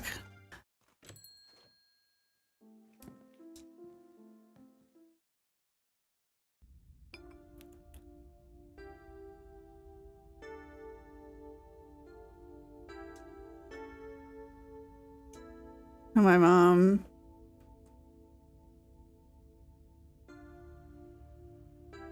Yeah, so but why am I being forced to drink the tea? I should be able to decide not to drink it. Wait, is this where you like put... There's something... Let me search tea in here. There was something.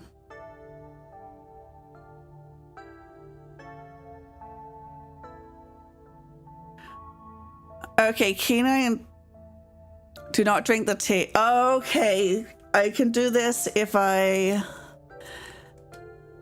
don't drink the tea when offered by Avery in the diner in chapter 2. I think I must have done that.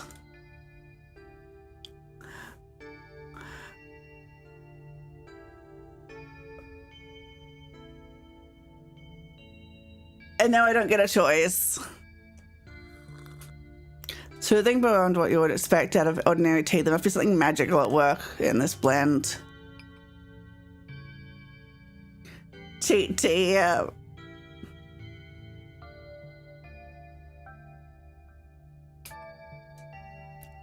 Whereas a lot of the stones was pulled at the back of your consciousness since your encounter at the mines on Tuesday. There are these stones, maybe carvings or seals. They have some sort of old demonic imagery carved into them. There was one in the mines, one in the house last night, and they keep giving me visions of the past and my family's history. Stones. I think you're onto something. The Scarlets built this town. Anything that can give you insight into your family's history sounds like exactly the sort of thing you should be pursuing right now. Have you sensed any others around town? Do you think you might be able to find another? Another one in the clinic. Okay, bye. I'll let you know if I find anything. Yeah, I just gotta get to the clinic. Time we got to the bottom of what was behind that door. Let's go kill a doctor. Yeah, no one will see you. Hi. If you are a living corpse, that wouldn't be a deal breaker. Maybe I can do his romance.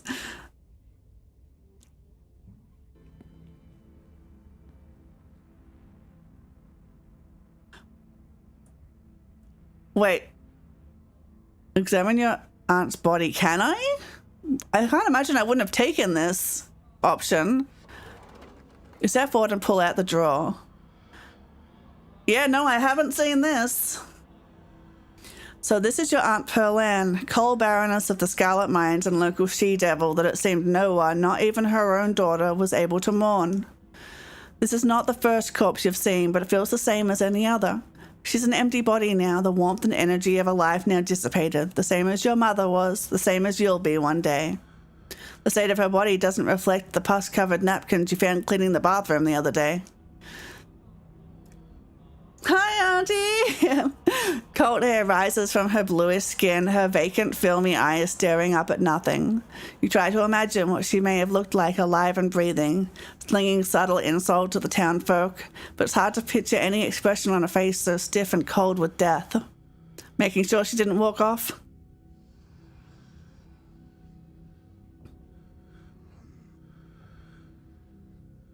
Do you know how to check for signs of a murder? Just wondering. No, sorry, not unless there's a meat cleaver sticking out of her head or something. Doesn't look like that's the case, though. Just looks like an old lady. Having seen what there was to see, you slide the drawer back in and close it.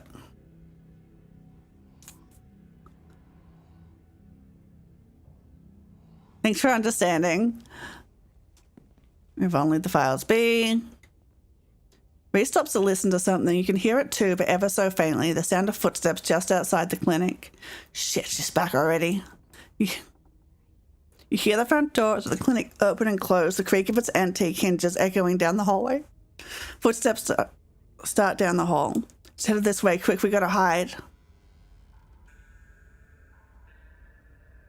Okay. Better wait in here a second, just in case. You're momentarily distracted from the danger at hand by Rhys's sudden closeness. It's almost strange to be here with him after the way he's hidden away for the first few days of your week in Scarlet Hollow. It made him into a seemingly mythical figure, the tragic artist wasting away in a basement guarded by a tyrannical warden.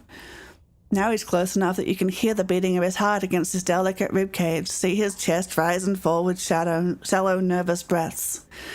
There's a small smile on his face. No, there isn't. And his usually glazed eyes are practically glimmering with the thrill of being somewhere he's not supposed to be. You could reach out and touch him, and he would be solid under your fingertips.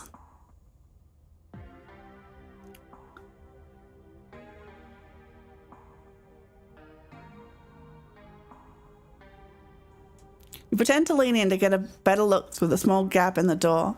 Your skin brushes against his. It's cool, as you'd expect from someone who'd just taken a nap in the morgue, but not unpleasant. It's almost a relief in the sicky air of the closet. He reflectively twitches away from you, emitting a small involuntary gasp. Sorry, I didn't mean to bump you. His voice is quiet. You can feel him trembling slightly, the air between you practically vibrating. I did that on purpose. Oh. He relaxes slightly, uncurling from the cramped space he'd tried to escape to. You could do it again if you want. You lean in again, and so does he, your shoulders touching as you both stare out into the office. You feel his heartbeat through his skin. It's going at a rabbit's pace, his breath shallow. But the sounds of him are drowned out by Dr. Kelly's footsteps, creaking their way across the house towards the open door of the office. His head swivels suddenly. That's the door to the house. We're in the clear, let's go. Oh, I was having fun in there. Rhys pauses his search, barely glancing back at you, but you still see pink blossom on his cheekbones. We could always spend more time together later, once we're done sneaking around. If the doc hasn't kicked you out by then. He turns away, continuing to rifle through drawers, trying to hide the grin that spread across his face at the suggestion. You follow his example, starting on the opposite end of the room. The first drawer you try is part of a long steel table in the middle of the room. Under the strange plan Dr. Kelly left on the table, it doesn't budge. A small strip of bright green tape stands out to you, placed inconspicuously under the handle. It would be barely noticeable to most people. But the next drawer slides right out, and it only takes a few more until you stumble across a small ring of keys. One of the keys has a tiny square of green tape on its head. Oh, sweet, that was fast. Toss them over, I'll get the axe. You can't help yourself. Before handing the keys to Rhys, you unlock the drawer. A single notebook sits inside. Find something weird? Takes a All right, I did this. I still wonder if there's a way to not get him to realize. This is about me. Yep. It's that. She uses that to make my medicine. Extract by boiling berries. Great, she doesn't say what the berries are for or what she's extracting. We can check this out later. It's roll time. You're right. She could be back any second, but I'm taking this with me. You and Rhys jerk your heads to the sound of an opening door. The doctor is in. Shit, that was the door from the house. We gotta run. Grab the axe and go. You grab the axe and follow Reese's instruction, once again starting down the basement stairs, letting the pull of the stone carving guide you back to the morgue.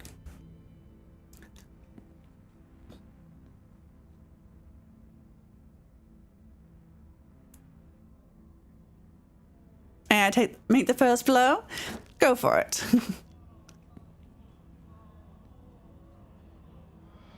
Probably gonna pass out when we find this thing. Don't be too worried about me, I'll be fine. Thanks for the heads up. I know you warned me this might happen, but are you okay?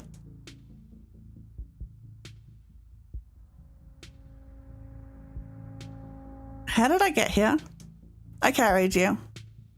Wish I'd been awake while you carried me. I could always put on a repeat performance if that's the sort of thing you'd like.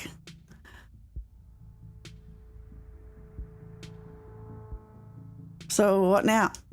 We might be stuck down here for a little bit. The doc is on the warpath up there. I refused to take my medicine and she's not happy about it. But after I read this, yeah, okay. Let's find a distraction until it's safe to leave. You could always draw me. You sure you're okay with sitting for a portrait? I'd love to draw you. There's a quality to drawing that's almost like catching memories, as sappy as that probably sounds, but this can be a sort of snapshot into the night my life turned around. Definitely a memory worth holding on to. I'll get you a chair. He excitedly hurries across the room, pulling up a couple of chairs. You can see the difference in his energy now that he hasn't had his daily dose of poison. He's more talkative, less slouched. You made it! Yeah! Hi, Doc! We're working on matricide, and if I can swing it, the Reese romance. More talkative, less slouched, his long limbs no longer perpetually tucked in at his side. May I touch your face?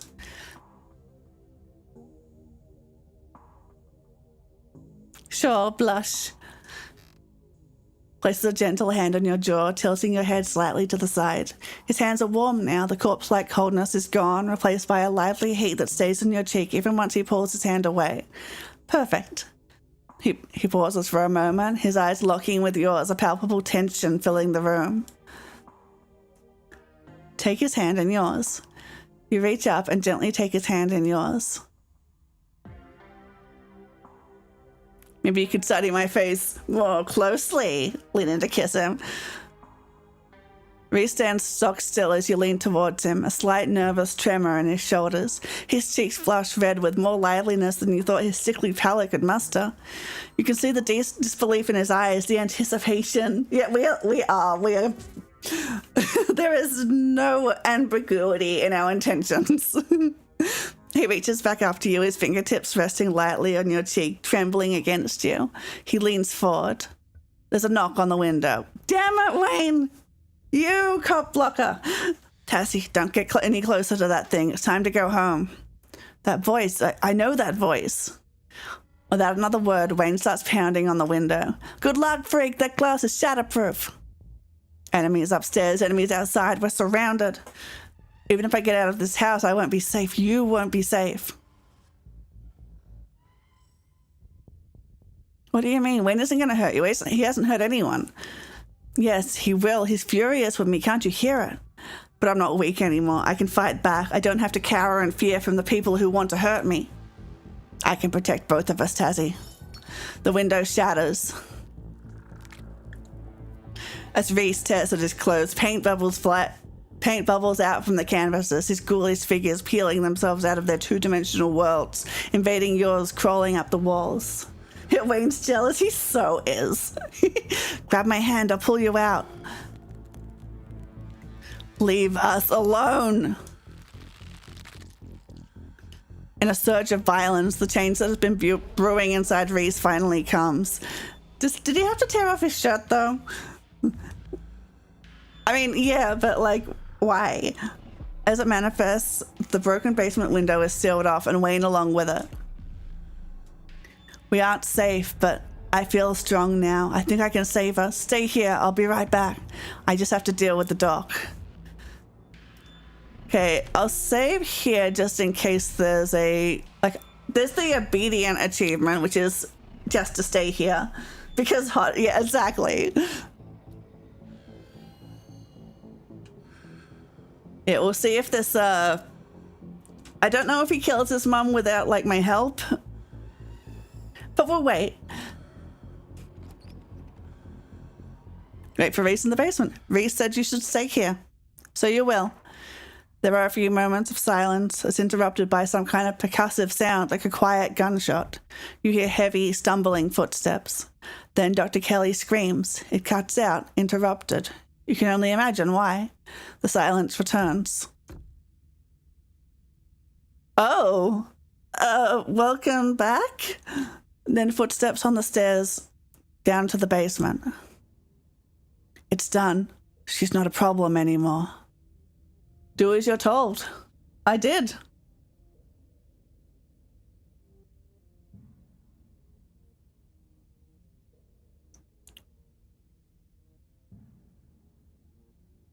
What did you do?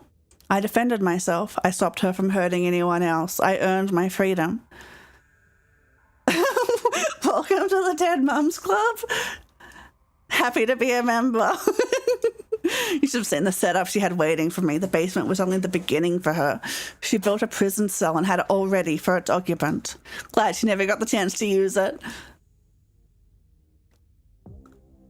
You take a few careful steps towards him, then wrap your arms around his waist, holding him close. He's tense at first, surprised by the sudden touch, but he relaxes, his long, sinewy arms wrapping around you, his massive hands curling their long fingers around your back and shoulders. The membranes under his arms fold around you like bat wings, pulling you closer to his chest. He smells metallic and unnatural, the iron stink of blood heavy in the air, the rapidly cooling liquid soaking into your clothes as you hold him.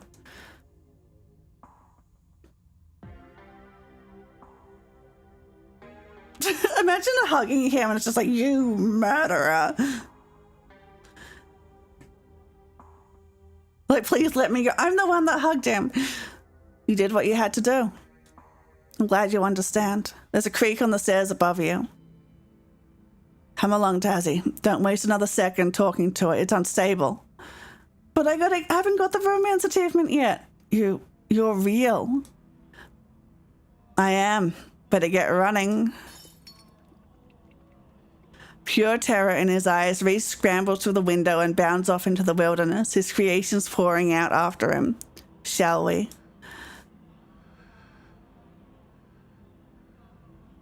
You better not hurt him. So long as you keep your distance, there shouldn't be a problem. You should take that warning to heart. There's no telling what it will do now that it's loose. Do you know what happened to Stella? She ran off, didn't she? Remember that if you find her. She won't be there when you need her.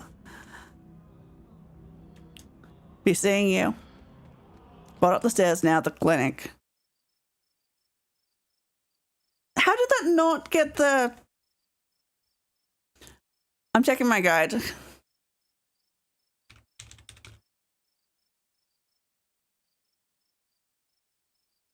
Choose the free race during the pivotal choice. Choose the... Okay, so I've got to follow him for that one.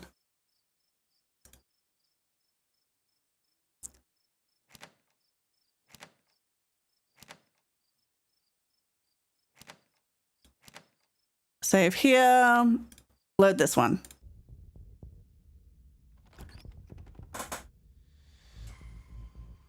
Not sure how to help. Best to follow Reese. You go to the door that beckoned you.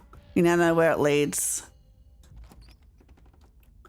Grasp the handle and turn. Duck. Huh? She shoots. The gun isn't very loud. There's only a pop as the projectile leaves the barrel, whizzing past your ear. You turn and see the dart embedded in Reese's chest. He pulls the tranquilizer dart from between his ribs, heaving heavy breaths as the drug courses through his system. You're gonna have to try harder than that. No, how did you? As if you could hope to stop me, you pathetic waste of flesh. Before Wayne takes another step down the stairs, paint flows out from between the cracks in the wood. Reese's panic pulling in a mob of furious creatures to hold his enemy in place. The artist darts away, but his creations continue their work in his absence. Dr. Kelly makes her escape down the hallway as Wayne is overcome, glued in place at the top of the stairs by stiffening globs of paint. Nearby room? You rush out the main entryway, taking cover in the first room you see. A few seconds pass, things are quiet. Hey. Okay. So we've got to do the... Yeah, I'm not helping you. You're poisoning him. You deserve to pay the price. Are you kidding me? Even after seeing what happens when he wasn't poisoned for just a few hours, you want to judge me for trying to protect myself in this whole damn town? Like it was fun for me to bring my own kid to the brink of death every day? Listen to me. I know how to deal with him. Non-lethally. Nobody has to get hurt. You're in the medical storage room, right? I need to use the black taped key to get into the cabinet and bring me the elephant tranquilizers. It's a bottle labeled carfentanil. Bear tranquilizers clearly aren't going to cut it anymore. Ninticon system, Hardock? Good, you should hear this. Tazzy, you don't have to do anything she says. I'm not going to hurt anybody else, just her. If I don't, you and I both know she's just going to shoot me full of elephant tranquilizers. Did I hear that right? And shove me back down that basement, maybe someplace even worse, and keep killing me every day for the rest of my miserable existence. I feel amazing right now, better than I've ever felt in my life. I'm not dangerous. Like, Reese's horse head thing, you can really tell that it's the same artist from Slay the Princess. It's very familiar. I'm not dangerous. She's just scared because she knows she has to finally pay for what she's taken from me. I'm on Mace's side. Sorry, Dr. Kelly. I knew I could count on you. You can't be serious. He's going to try to kill me. You did it first. I'm just following your example, Doc. I'm doing everyone a favor, really. If she had no trouble doing this to her own son, who else might she decide needs to be treated without their knowledge? Enough. Reese cries out in pain. Ugh, what the hell did you do to my shoulder? You see for the briefest instant something coming out of Wayne's sleeve. Ooh, I do see that. Just a flash of pale yellow, and then it's gone, slithering back into Wayne's clothes. I'll handle it. Try to get somewhere safe until then. The two stagger off down the hallway. Quick, grab the tranquilizers and head to the safe room. Yeah, no, I'm not going to need that. You make your way out of the medical storage room and back to the hallway where Dr. Kelly disappeared. As you approach, Dr. Kelly heaves open the door, slowly breaking apart the massive paint, sealing it shut. Okay, we've seen all this. But you didn't take the tranquilizers, did you? Come on, what's the holdup? You stumble back into the safe room, away from the open doorway and Dr. Kelly. Yeah, I don't know if it's just me, but I think the beach reminded me a lot of Monster Race. Yeah, it really does. Like, they took what they learned and they used it. Oh my god. You didn't get them, did you? She lets out a strangled laugh. Reese pushes his now massive form into the safe room, staring down at his mother. Oh my god. Oh my god. That's a lot. Okay. Oh, well, they did give me the option to not look. Oh, you didn't have to keep going. Oh my god. He's gonna just eat all of her? Okay. Sorry you had to see that. Matricide, it's finally over. And now I get to romance. This is such a romantic setting. You know, you can feel the amore. Buddy, maybe that was too much. Yeah. Just a little bit. Hold him tight. You carefully pick your way across the room, trying your best to avoid the fresh blood splattered across the floor and kneel next to Reese. You can see a sadness in his eyes, staring into yours from his inhuman face, viscera still dripping from his maw. You lean in and wrap your arms around him. It takes him a moment to react, seemingly shocked at your touch, but his arms fold around you, his wide palms pressing you gently into him, holding you against his bony chest. His shoulders shake in your grip. You realize he's crying. He breaks away. Tazzy, I'm sorry you had to be here for this. But thank you. Thank you for understanding me. I need to get out of here. Go someplace where there aren't any memories, but I'll see you soon. Monster Lover 2, start Reese's romance. We don't need to keep that in mind. I think that is some trivia left unlearned. And then he breaks out of your embrace and stumbles out of the safe room, his footsteps getting faster and faster as he runs off into his new life. It would have been way weirder for him to stop and take them off. Absolutely. I think it's so interesting that Reese only seems remorseful with you present. Yeah. Like, we ground him a little, I think. Like, he realizes... Like, it's easy to get caught up in a moment, but, like, we're there and it's real, I think. Shell-shocked, you stumble out of the clinic and into the night air. Night is oddly warm compared to the chill of the day, crickets singing quietly in the sleepy little neighborhood. Gonna tell them that? Everything that happened in the clinic feels almost like a dream, and now that it's over, you realize how little it meshes with your understanding of the world. Go home. It's time to go home. You don't get far before you're interrupted by the jingling of dog tags. Gretchen appears at the edge of the road, running as fast as her geriatric pug legs can carry her. Gretchen seems distressed. She whines as she stares up at you from the ground, eyes desperate. Wait, can we do a 2-for-1? I don't know where you start Stella's romance, but can we do it here?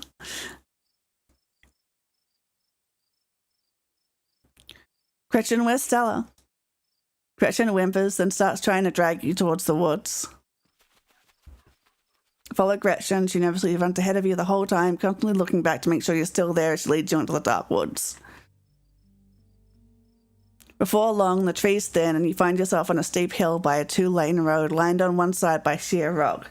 No, all right, we're locked in. There, sitting on a log, staring mournfully at the asphalt is Stella. Gretchen runs up to her and sits in Stella's lap. Gretchen, you're back. Don't scare me like that again. You sit on the log beside her. Tazzy, how did you... So maybe with Wayne. Wait, did Gretchen come get you? Wow, she must think I'm dying or something.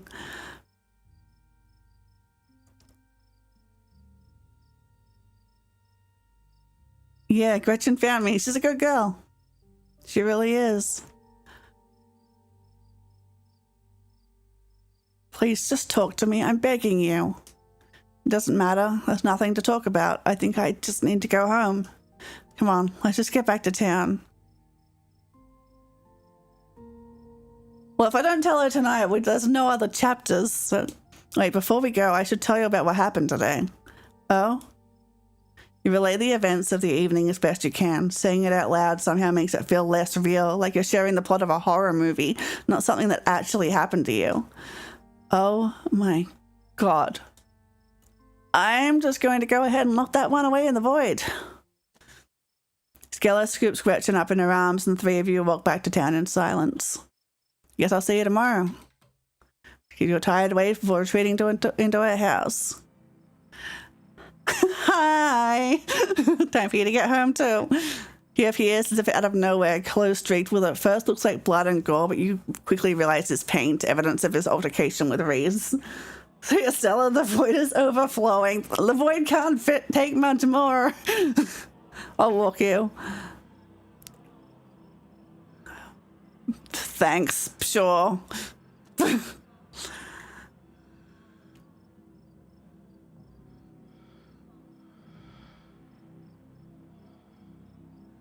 Sure, let's flirt. Why not?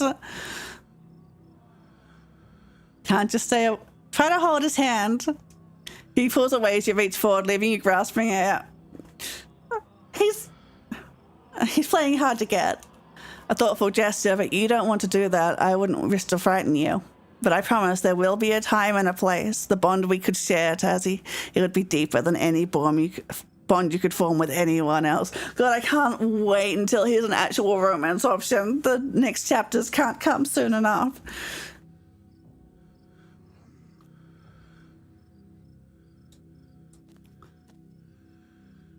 Go home.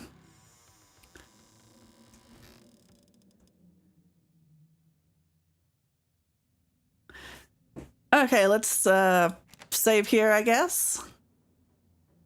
Let's check. Okay, I can't wait for Avery's either. Right! Look, it needs to come. Okay, so we've got 133 out of 152. 88%. Okay, so we've got a bit to go. What are some long-term ones we can... We can do this one, ghost hunting with the maximum number of participants. We've got a couple of romances to do. Win a trial.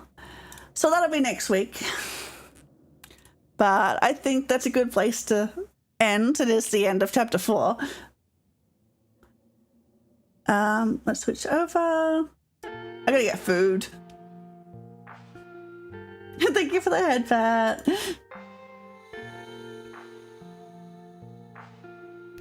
Okay, let's find someone to raid into.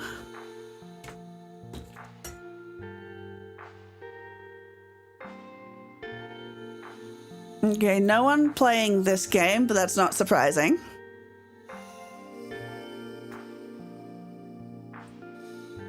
Thank you for the stream. I'm so glad you've been enjoying this game. It's so good.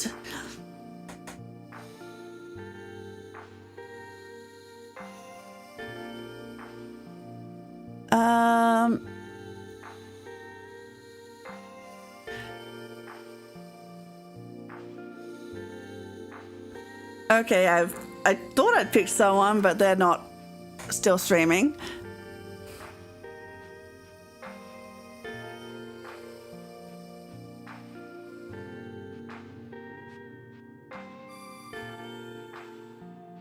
Good night. I hope you sleep well.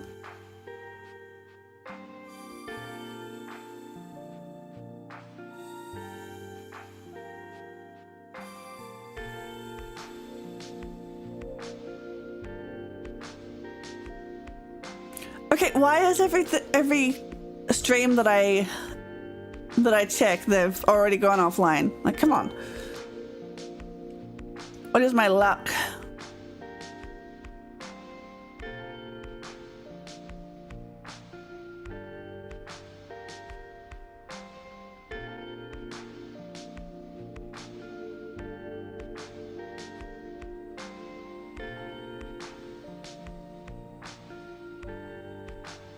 Oh, I know. Ellie Cutie is up. Ellie Cutie is really, really cool, really fun. I think you'll like her. They're playing Pokemon XD Gale of Darkness, which is like one of my favorite Pokemon games. So I hope you have fun there if you stick around. So yeah, I will be playing this again. This time next week, we'll be going for some romances, I think. Then Thursday, Kingdom Hearts 3. Oh yeah, I haven't decided what day, but my stream anniversary is actually tomorrow, but it says I can celebrate at any time in the next 2 weeks. So I'll pick a day to have an extra stream. We might do something. If there's any suggestions you got for something like special, let me know in Discord. Because I would love for suggestions because I have very, very little. So I will see you there. And yeah, I hope everyone is well until I see you again. Okay, bye-bye.